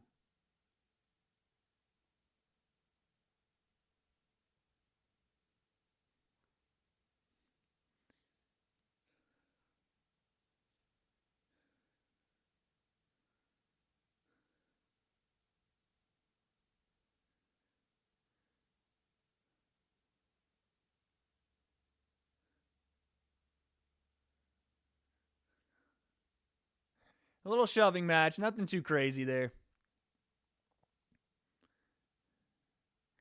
KSI telling security don't touch him. Man, it's crazy. Oh, Clash, thank you for that sub, big dog. It's crazy when these influencers get like a little bit of clout and a little bit of street cred from fighting, and they're telling people don't touch me, get off me, all this. Well, yeah, I'm gonna do this to you. Yeesh, man.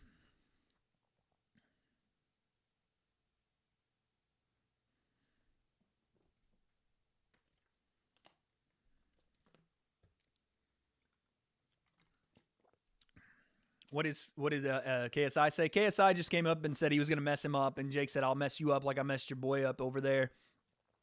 And KSI said, I already beat your brother. And he was like, well, I'm not my brother, and I'm going to mess you up this time, and let's make it happen and all this. And obviously some expletives in there as well that, you know.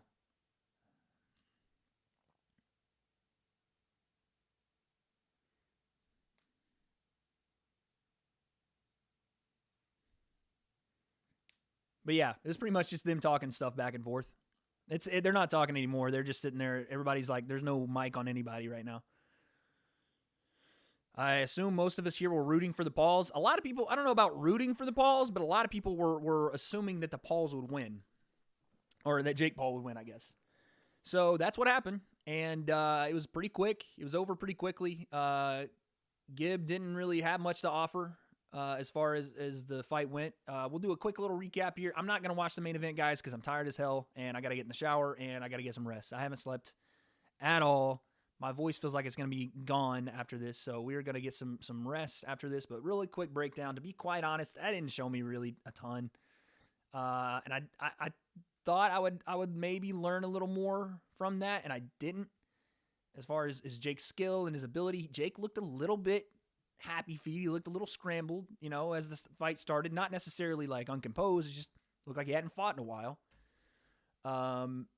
And yeah, he composed himself, and Gib just didn't have a lot of technique at all and just kind of came forward with his chin straight up in the air and got clapped. You know, he got cracked a couple times and put down. But let's not act like Jake just beat a world-class boxer. Let's not even act like Jake beat a boxer, because that's not what I saw with Gib tonight. And as disappointing as that is for Gib fans, you know, it's kind of what we expected.